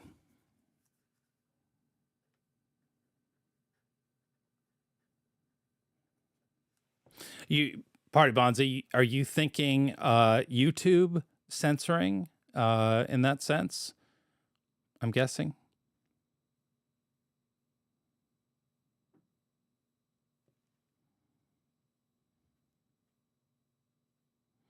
Yeah. Dr. Justice, your views were not censored. You were not censored per se. You were kicked out for being a party pooper. That's all.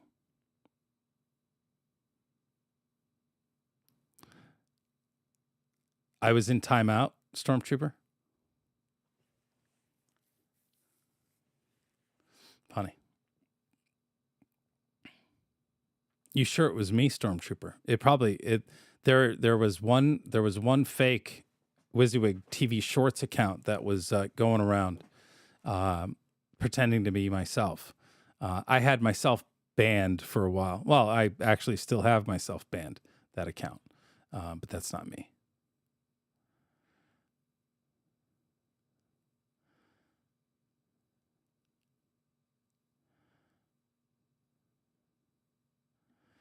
Quite possibly. Quite possibly.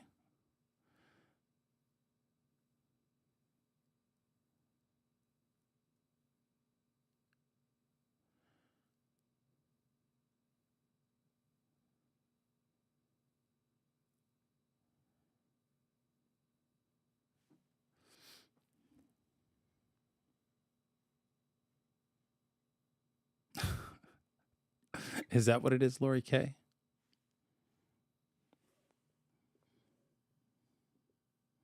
Just trying to make sure we still have Captain Sparrow with us. I think we do. It sounds like we do. I'm just waiting for him to get back. I think he got a phone call that he had to take.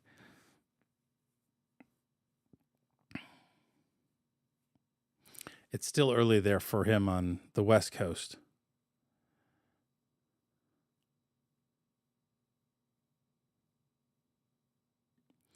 The fake fooled you. Yeah. And again, 10 hammers. The only way you can tell that it's fake is you have to be a moderator on the live stream that you're seeing it in to be able to check and verify that it comes from, like, does it actually link to my channel? If it does, then it's me. If it doesn't link to my channel, then it's a fake account. And it's not hard to do. Anybody can do it. No, Laura, he was back, but then he got a call come in or something. You could hear it in the background, or maybe you guys couldn't hear it, but I could hear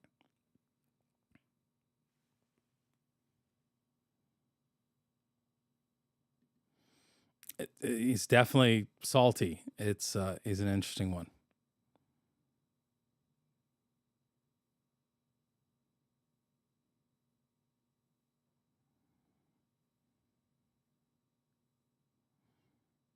Just watching your comments come through.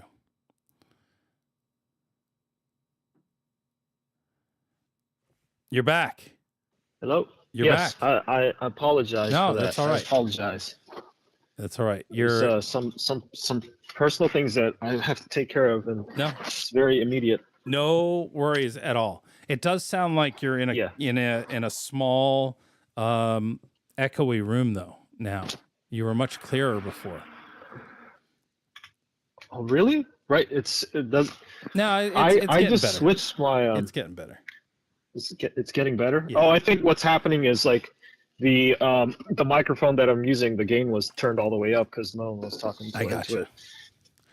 Anyways, it doesn't matter. No, okay. All right. What happened? Carrie, what did I miss? Well, nothing happened. We were sharing Zach Patrizio's fun tweets, and then and then we were just chit-chatting in the somebody's okay.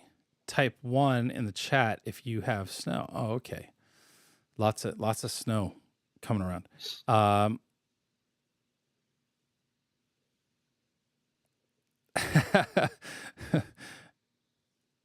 I know. I do actually remember that, Eric. That was fun. Yeah, you can change your name twice in every 14 days. So there's that. So Captain Sparrow, here's the question for you. The question is yes, sir. What are you up to now after the convoy? Well, so I've been, how do I say this? There's a lot of work that I needed to catch up on. I was, if you're, I think I was away from home for 7 months last year.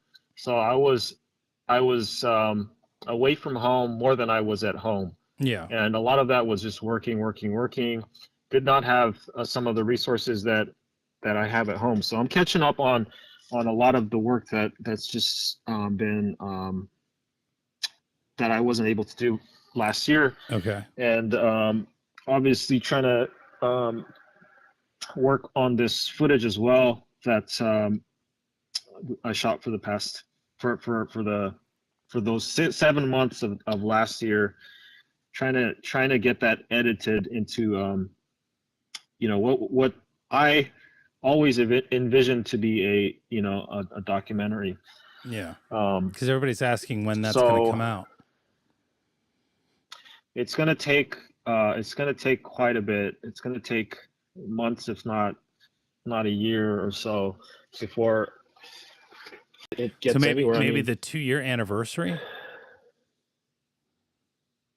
I really hope it doesn't take that long, but it might. It very well might. If I could get some other people to work on it as well, then maybe we'll be looking at it a little earlier. But gotcha.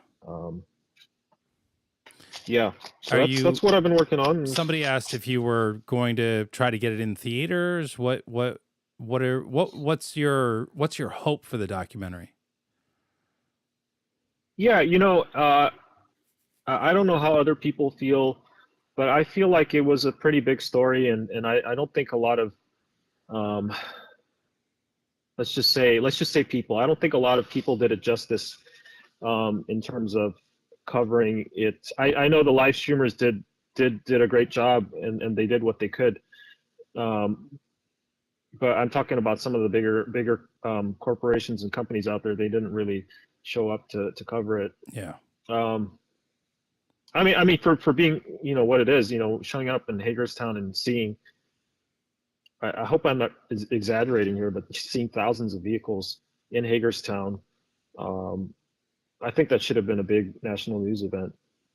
And just knowing the people who were in it, and how it almost became, sort of a family for everyone who was involved. I think it's a great story, and I would hope, I hope that, people are able to watch that story, and just like any of the other stories that I do, that they're able to, learn something. They're able to relate with someone and learn something that they didn't know before they watched it. Eric wants to know if his interview is going to make the cut with Brian. His interview with Brian. His interview with Brian. Ryan or Bryant?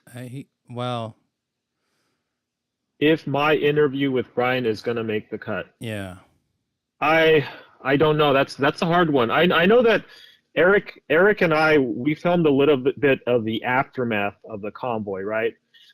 And I think I can talk about this because he live streamed it, but we were at it was in Hagerstown, and Eric was live streaming and just engaging with the community at this fair. I think it was a fair, and talking about, okay, it's kind of the end of the road for him for the convoy, and he's gonna move on to other things. I think that might make the cut. I know Eric was kind of an important part of the convoy. Did you ever? Because he was a did you mechanic. ever ride but he with was Eric on his mechanic journey? I rode with him one time when we were going to look for this trucker who had gotten stranded, but I don't think I had my camera with me. That's strange. Yeah. So yeah. Your mic sounds very weird. Mine does? Yes. I don't know if that's just for me or for everyone else, but I don't know. That's interesting. Let's see. Maybe let me try to do this here real quick. All right, does that sound normal on that end? No.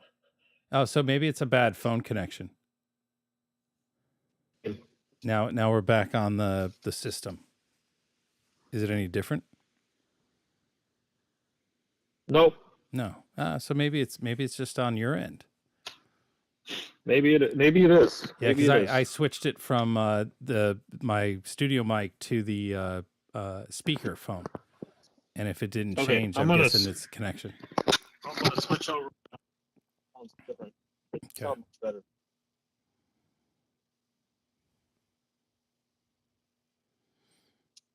Right now, what's playing is this was the arrival at the Washington rally at the Capitol.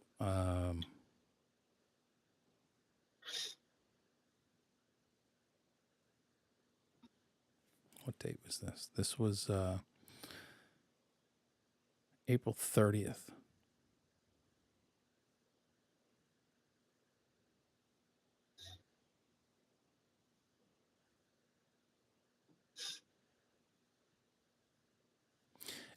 Somebody asked asked if you work in Hollywood / movie productions. Do I work in Hollywood or movie productions? Not in the way that most people think. you know, I do a lot of licensing of my footage, so I don't. There was a movie recently. They reached out to me to license some footage. So like in that sense, yes, yes, they, you know, they just call me and they want certain footage of certain events, and you know, they use it. Yeah. But So I not don't, in the, you know, not in I the don't work. traditional Yeah, sense of working in Hollywood. not in a practical sense. Yeah. Okay. Somebody had asked earlier while you were on the phone, if you're worried about censorship when it comes to the documentary and its content. And I had asked the person who had asked the comment, you know, if that really related mostly to YouTube, in the sense of the censorship over medical misinformation, things like that. But I didn't see a reply from them. But Well, that's an interesting question. I don't think there's anything in the. Oh yeah, that's a good question. I'm gonna have, maybe I'm forgetting them some details, and now that that person is asking that question, there are some things that people talked about in interviews that I'm wondering if it could be taken down. I've never had too much experience with censorship myself on YouTube. There's been some of my content that's been taken off of Instagram, but yeah, there's an interview with a very specific person. I don't know if it's true these days. If I say that person's name, that this live stream is going to get taken down. yeah, I don't know. Doctors. Or do you know? Yeah, you know who I'm talking about. Yeah. And if that is in the documentary, yeah, we might get taken down. I don't know. I don't have any experience with that. So. All right. Let's talk about riding in balloons. Everybody seems to really have enjoyed. I thoroughly enjoyed the unicorn, and I sat and watched before it you when say anything. Yeah. Before you say anything, are you just saying that because I'm Asian? I don't get the okay, connection. maybe you didn't get the joke. You didn't get the joke. Okay, all right. Well, there's certain kind of balloons that are flying. I'm sorry. Different balloons. I apologize. You did a hot air balloon documentary at the 50th, I think it was, anniversary of it was New Mexico, ABF. Right? Balloon Festival. That's correct. I was just joking with you. No, I was trying to lighten up the mood a little bit. But was that go ahead? Was that your first balloon ride? Yes, it was, and it was. There was a lot of. First of all, you know, I wasn't very well prepared for that You trip. No, because I didn't have those connections lined up. I had the connection with that really surprises me. The organizers. Oh. Yeah, it kind of all just worked out, and that balloon ride is actually on the last day, and I knew that footage was, you know, it was going to make or break this documentary, and so it kind of worked out. But yeah, it was very fun. I recommend everyone to just go there, just to be a part of that fiesta in Albuquerque. How many days did you spend there? It was like 4 or 5 days. 4 or 5 days, yeah. And like the first day was just trying to get to know people, and organize interviews and segments to film with them, and then just hoping that everything falls through. But it's funny because that person Caitlin who runs that balloon, I hadn't met her until that morning of, and so it just kind of worked out. It was kind of weird. And it was how long was that flight? I believe it was like a little over an hour. Oh, okay. So not very long, but where you Yeah. know, like when you went, was your intention to actually get in a balloon and go for a ride? I didn't know how much of a long shot it would be to get on a balloon, Yeah. because you can imagine that, it's very popular.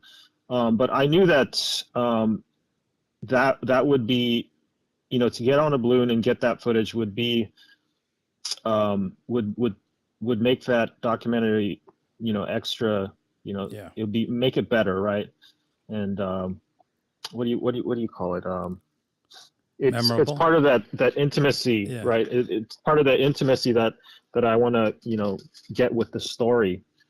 So if you're filming from the ground and you see a whole bunch of balloons, that's one thing, but to get in there and do what they're doing is another thing. Yeah, it's I don't know how they don't run into each other. Well, they probably do run into each other, don't they?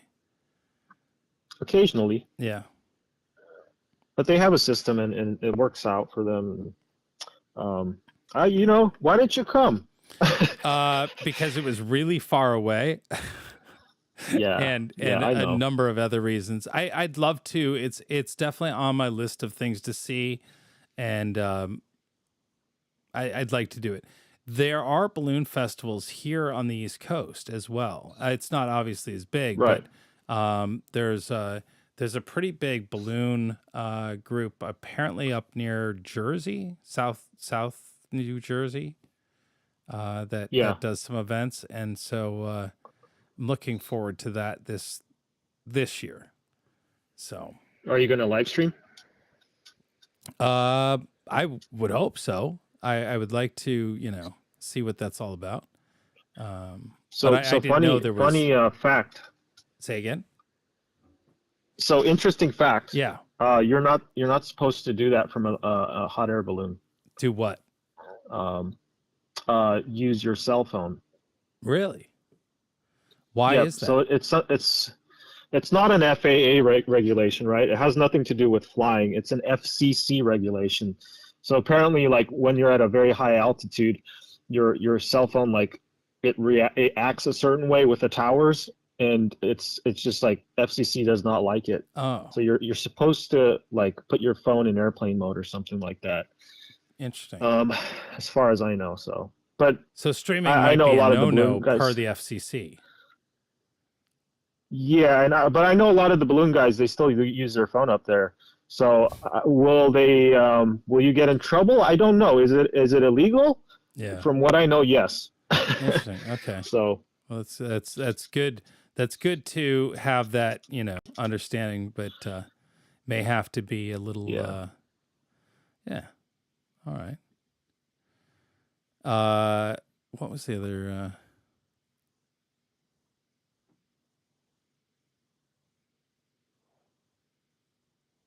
What has been your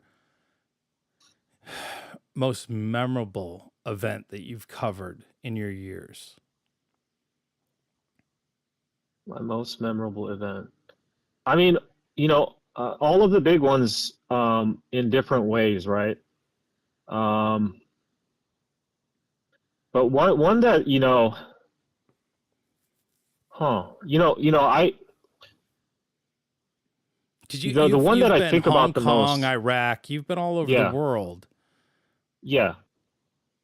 No, I think one of the ones that I think about the most is probably Iraq. Just because that was just like that was on another level, that was it's also something that most people don't experience, and it's just so different from what I experience here in California on a day-to-day basis, right? So, I mean, if I had to pick right now off the top of my head, I mean, and we're talking 6 months in Iraq, right? So, Right. You spent a convoy in Iraq. pretty much. Yeah. And where did you live during that? Were you embedded with a unit? So- or that sounds really weird to Yeah, say. no, but no.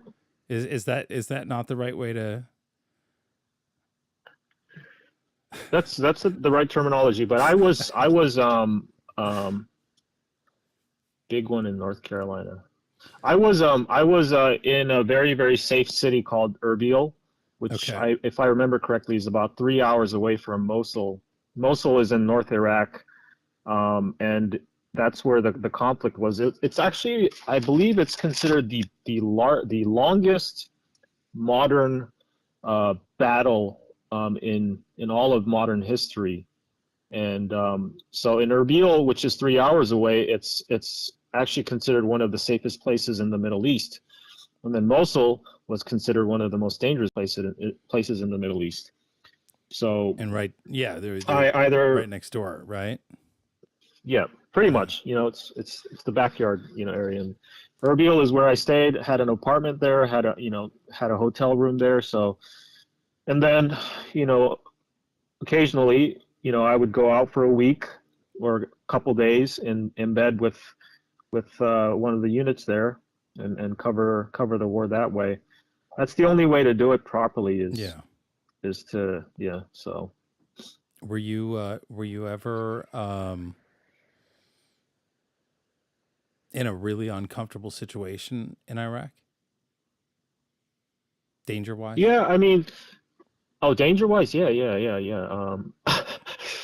So some of the most dangerous moment, I realized it afterwards, because there was, and this is, I'll try to shorten the answer a little bit, but there was a mass grave site.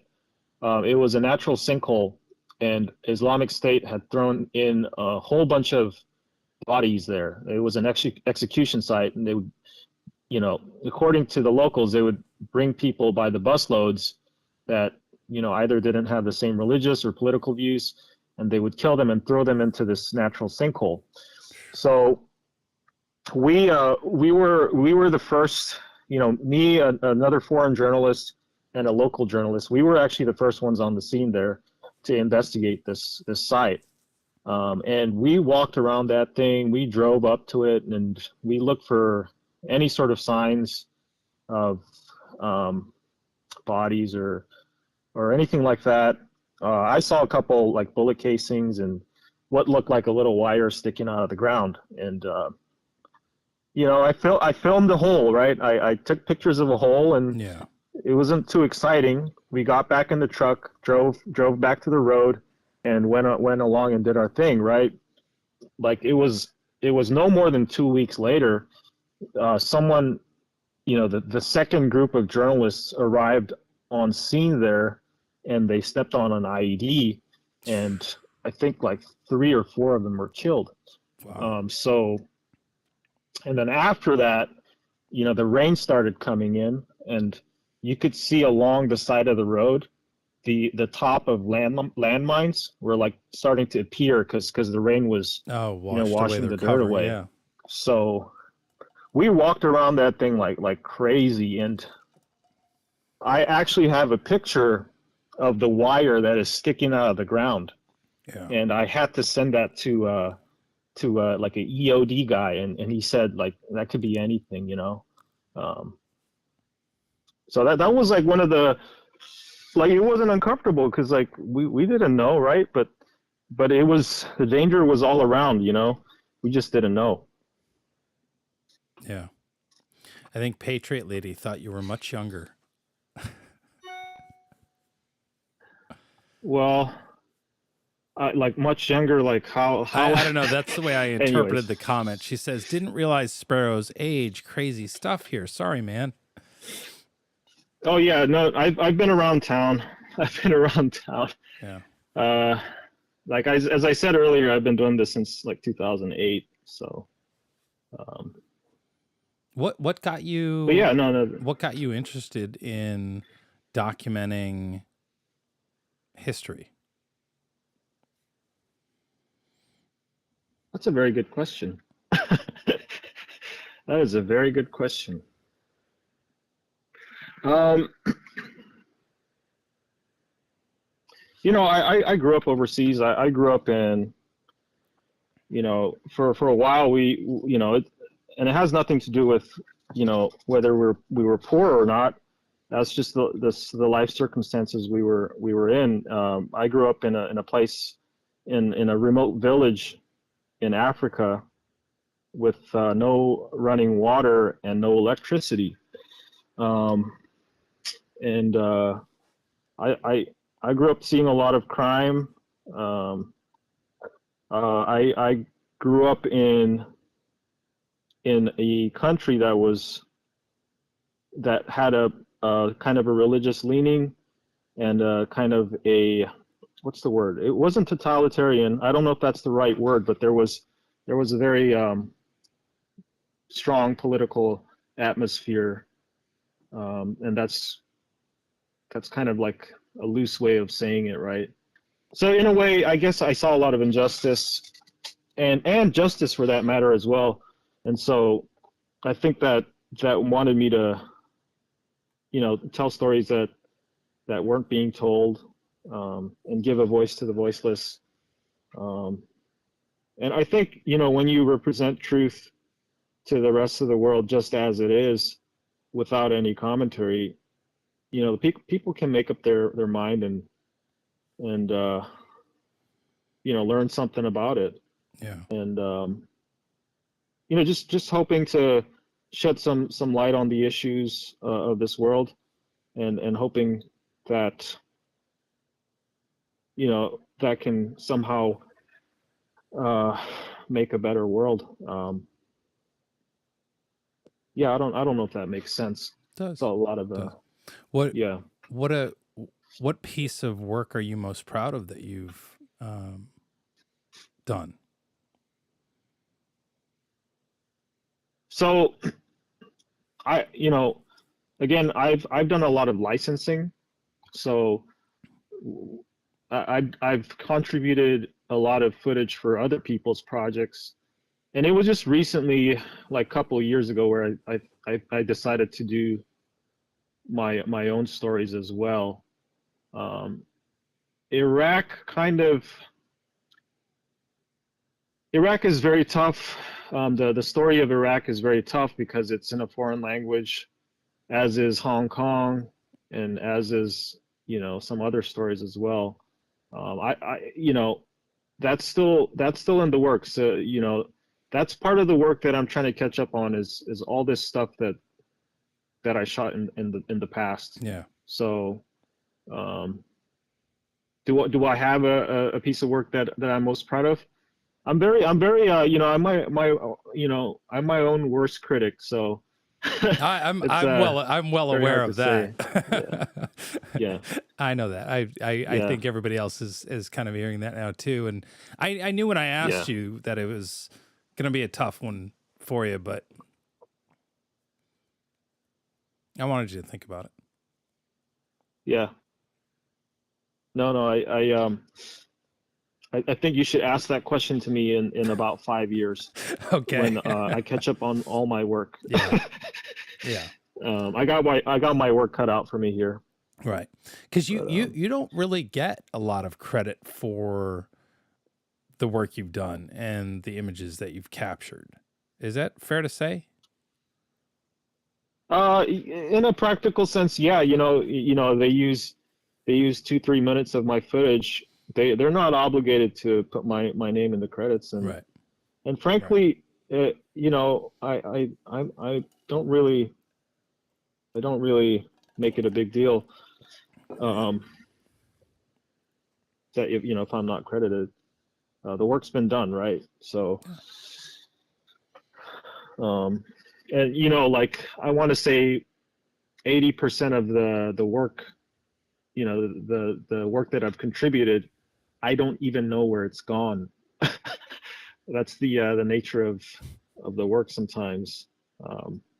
It just gets used and I don't know where it's used, you know? Yeah. So yeah, but you know, it is what it is. Fascinating. Is there anything that we have not talked about that you wanted to mention? No, you know, how it's been like 2 hours. It's been like 3 hours. I know this is a lot of talking for you, and I appreciate you seem to have This been, is, you know, yeah. And I think, if I can say something, things have, things, I traveled, the U.S. I've been to every state in the U.S. except for Alaska, and I think I've seen a lot. And I think one of the things working on this documentary about People's Convoy and the '76 movement after that, it opened up my eyes to a lot of things that I'd never known about the U.S., about America. yeah. And so, I think in part, perhaps, perhaps part of that experience is the reason why I was open to even doing something, was even open to doing an interview like this and even talk about some of the things that we talked about. I'm very quiet about the work that I do. I try to let the work speak for itself. So, yeah, if I can say anything about that, For those who don't know,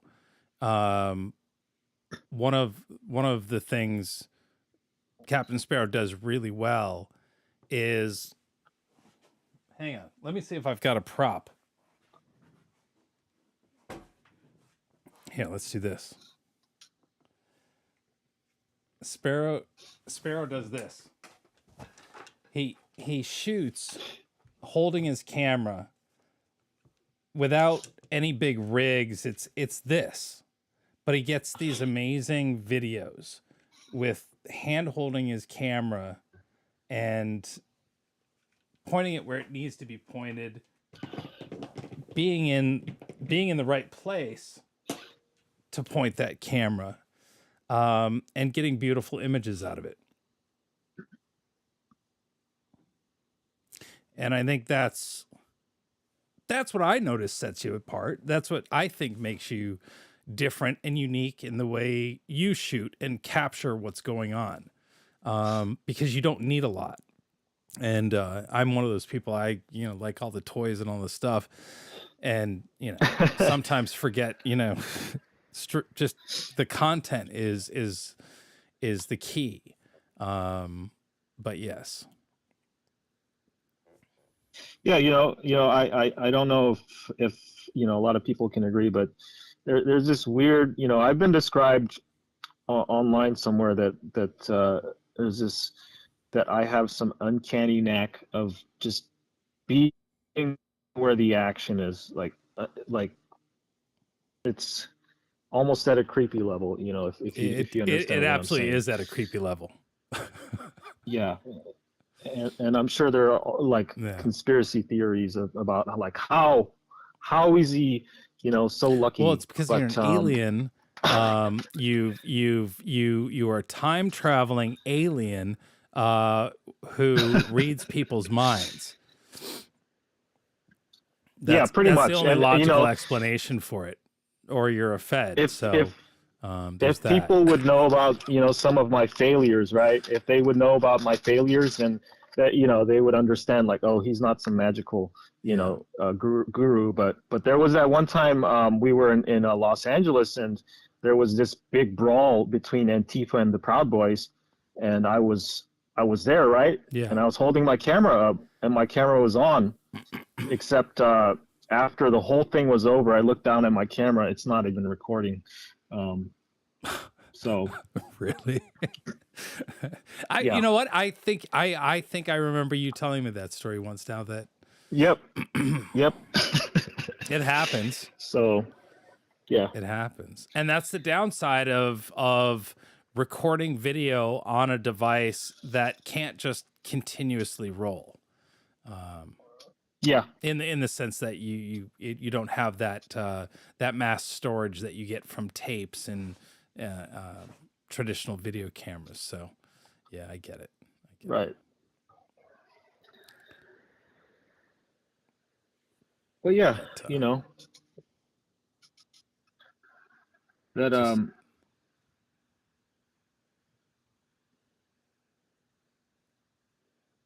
yeah, it was the convoy was fun, and I hope I didn't, I wasn't too annoying, and you know At what point? What are you who, what are you me? referring to as being annoying? Any. Oh no, But I'm glad that I called you up, and that we left on this journey. absolutely I don't think we really knew each other like that well. We'd covered, we'd like we'd maybe split costs on one or two trips before then. But like just spending 6 months on the road with someone, like right. you kind of have to get Yeah, to know them, right? yeah. So We definitely did not know each other that well. A couple of yeah, dinners, a couple of meals together, but yeah, it was definitely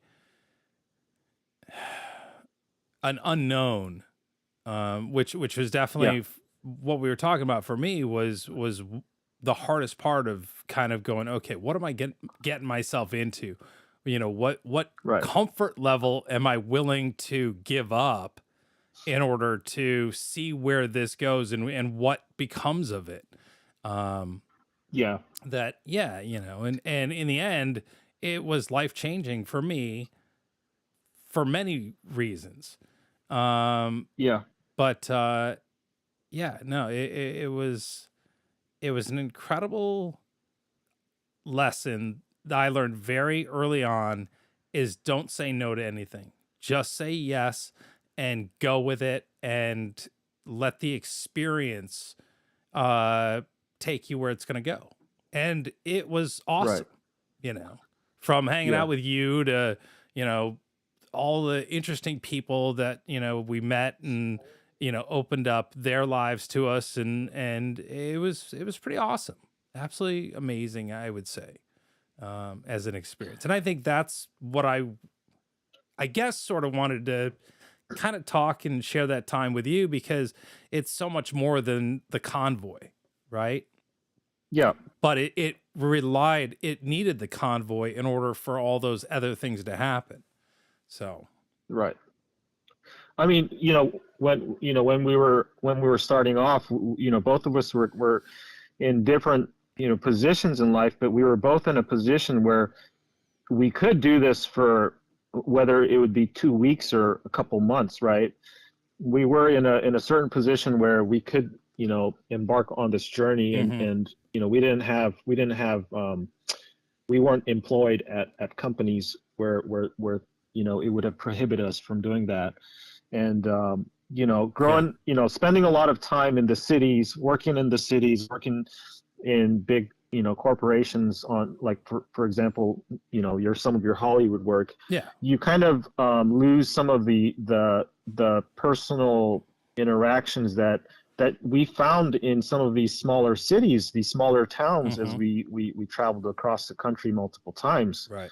So, I think if you weren't changed by it, I think if anyone who was part of that experience, whether you were like part of it, like a part of the movement, or just covering it, if you weren't changed, in any bit, then maybe you're not human. I don't know. So no, and that's one of the things that I'm grateful for, is that we were there sort of from the start to the finish, and yeah, experienced it throughout, and all of the ups and downs, and what was going on in the weather, and the whatever it was, like we stuck it out till the bitter end, for the most part. And you definitely covered it till the end, or till the sort of end of the story point. I don't even, like, technically, is it over? No, but it's the convoy's over. So it was yeah, the convoy plus bonus footage, the special 2-part DVD series, right? yeah. So Yeah. I you know, you know, it's funny because you said like, okay, it wasn't even about the convoy, you know, toss the politics, toss all of that out the window. It's like, you know, we need to see more of people getting together, right? And finding, you know, it's so easy to find things that we don't like about each other. It's so easy to find things that we that's uncommon, you know, that's different, and we can pick those differences to build fences. But I think the People's Convoy was, you know, for the most part, something, you know, where people can get together, and just like the Albuquerque balloon, you know, fiesta, and I think for the largest part of my life, I was covering a lot of violent action, right? Yeah. A lot of protests where it's like, oh, you know, they're just fighting, and they're like, oh, we hate you guys, and you know, maybe the TPC in '76, you know, there were parts of it that were like that, right? I'm sure there were, but I think there were other parts where people were coming together. Yeah. And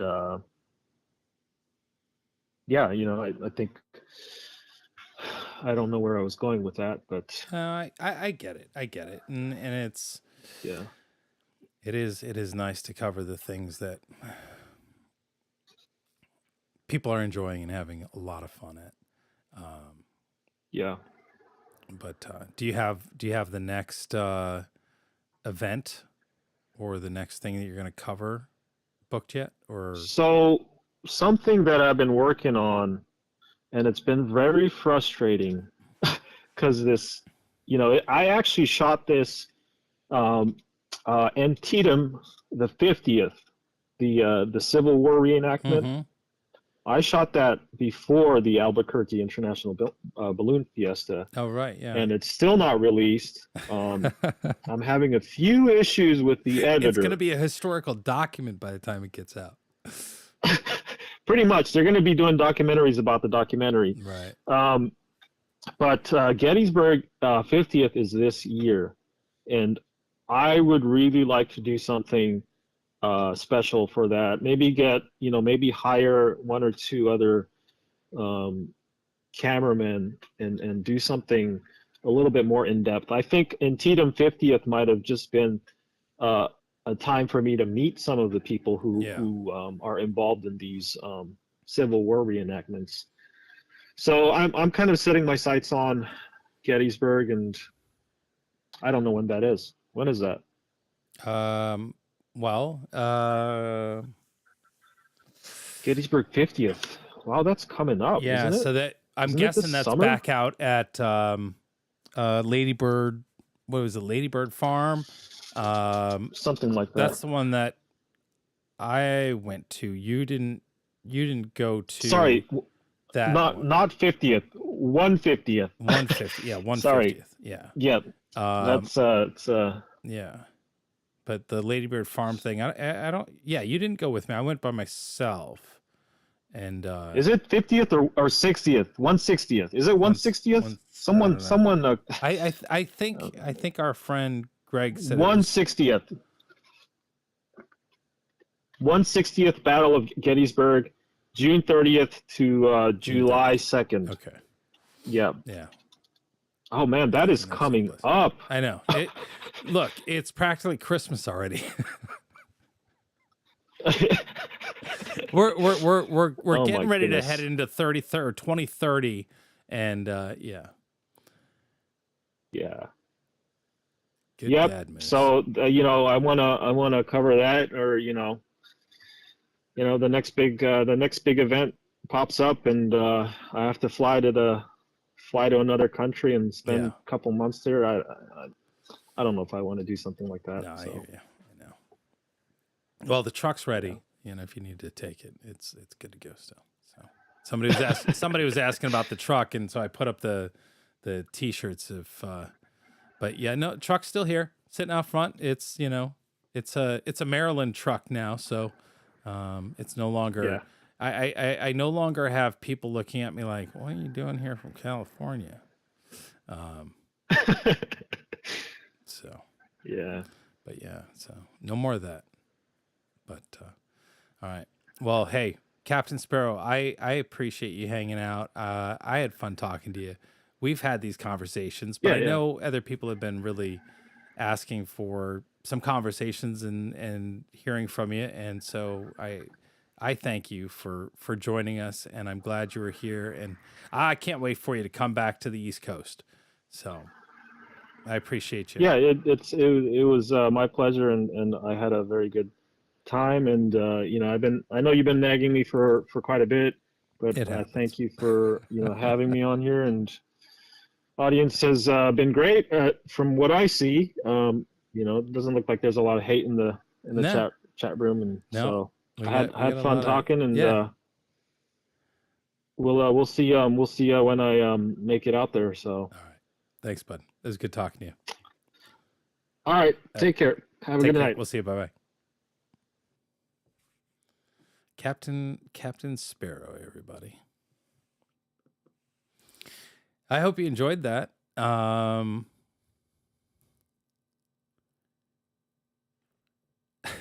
Kathy. Yeah. Drives the same exact truck as mine. It's bizarre. We're like twinsies.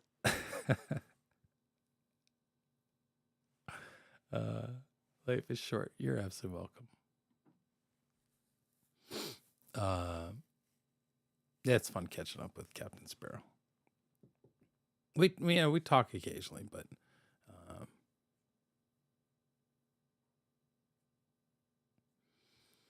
the unicorn said, "Hey, you should get Captain Sparrow on because it's coming up on the 1-year anniversary of the start of the Convoy." And I was like, he'll never do it.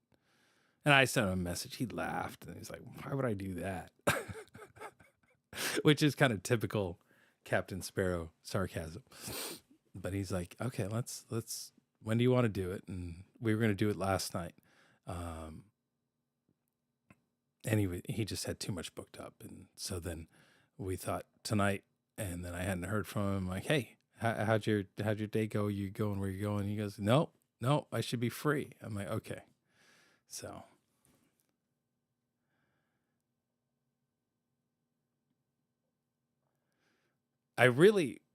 Heather, by the way, I really tried to get him to go on camera, but I knew that was going to be asking, that was going to be a big ask. So, Aunt B, I'm glad you were here with us. I'm an MDer now. You're right, Missy. Official, like super official. Yeah, it's good times. So I'm glad you're happy, Dr. Justice.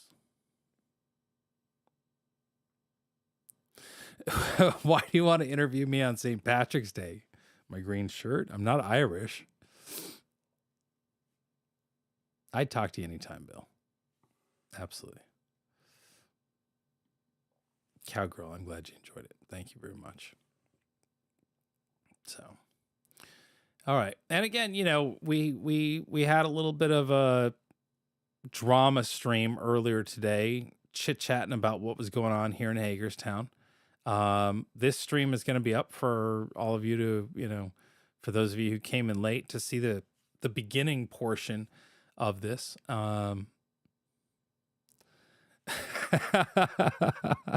OKC Rebel. I'm sure Zach loved the stream.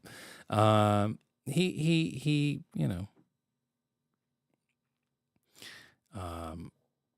he has a little man crush on me. I know, and it's okay. Sorry, Zach. I'm taken. I found my unicorn, and she's not letting me go. So, I'm sorry. So, thanks, sunshine. All right. Good night, y'all. Wizzy out. See you on the next one. Bye, everybody.